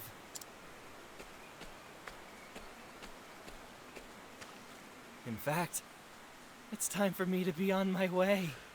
That's where our final boss is. So no boss There's to fight, be I a think. coronation in Timberain, a kingdom far to the west. I hear so many will be gathered there to see it. So very, very many people. They won't be expecting me to rain on their parade. No. Don't. Trousseau!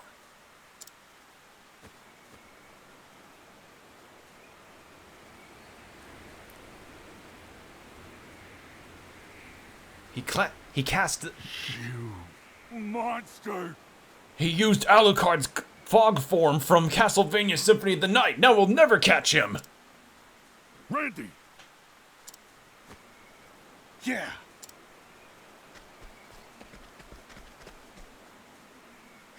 Malaya, get the chief to safety. Andy! Randy! I got one last lesson for you, Trousseau. This is what it means to extend a helping hand, no matter what it takes. No!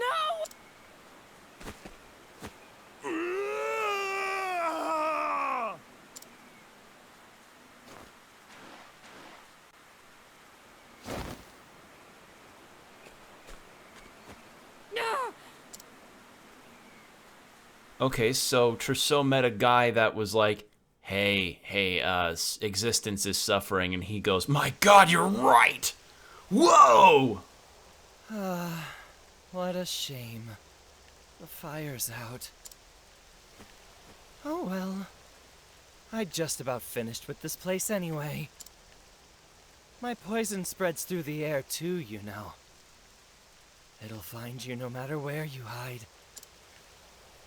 My dearest colleagues, I bid you farewell.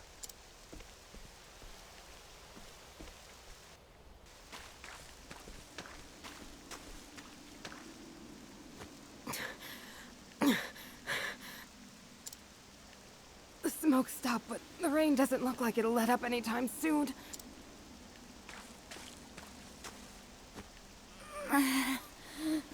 Malaya. Casti, hang in there. Casti! No, I won't let you die! Hold on, just a little longer. Snowdrops. Swallow these petals, Casti.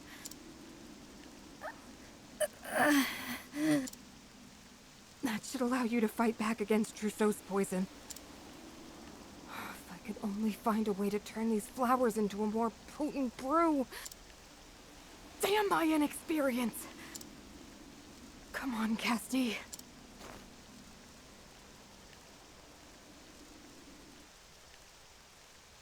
And this is where we ended up.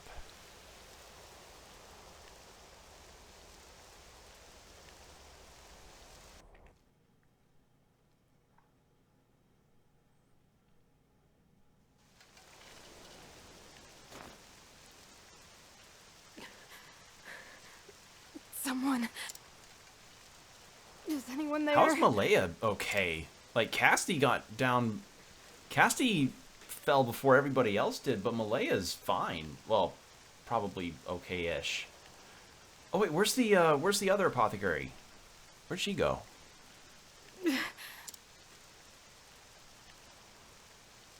Elma, where are you? Yeah, Elma. Someone, help.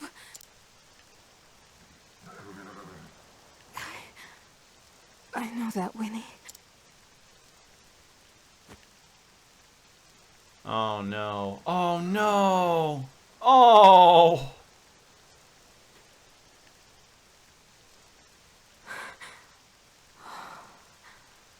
Elma gave her life to save you. She was truly a kind soul.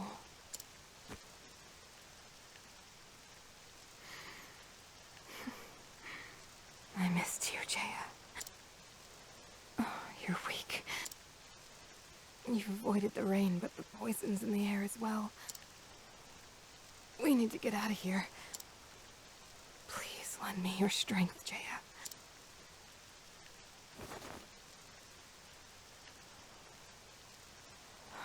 The rain clouds are blowing off towards the mountains. And we should head the other way. I must save Casti. I can't afford to focus on anything else.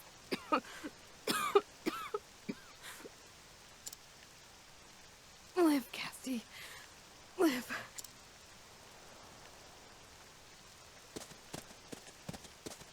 And just earlier, we had a little mission of just finding a guy underground and getting some jerky for people.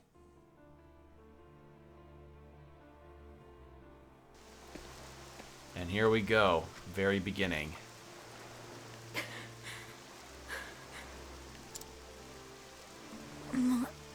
Leia. Casti, you have the power to save lives more than any other. That's why you have to live.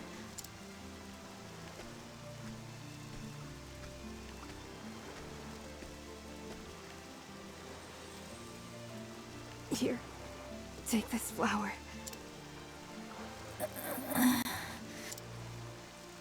It's a snowdrop. A rare flower with the power to cure the black blood. I'll store it in your satchel for you. You are our only hope of saving people from this foul rain.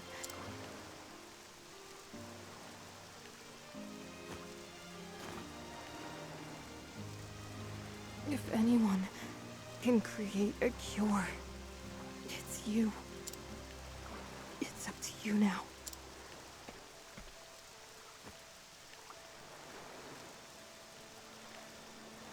How did she get out of there, though?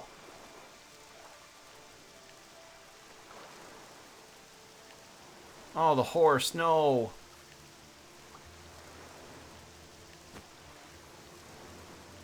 Live, Casti. There's someone you have to save.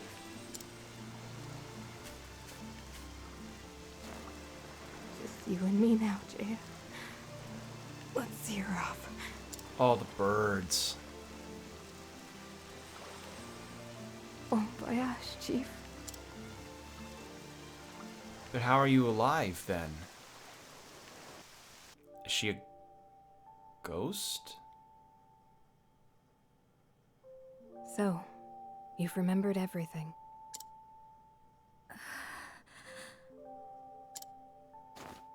Malaya. You're no longer in this world, are you? Oh. That's right.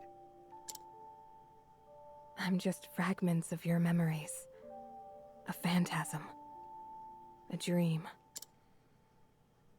Just a memory. That's why I can only tell you things you already know. But now, at last, That job is done.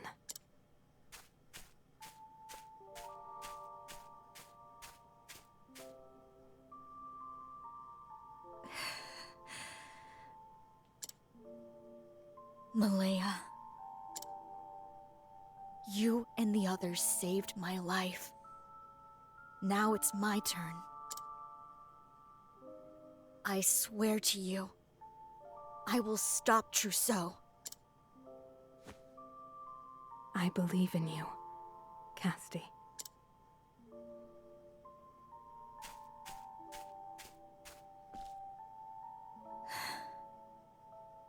Goodbye, Malaya.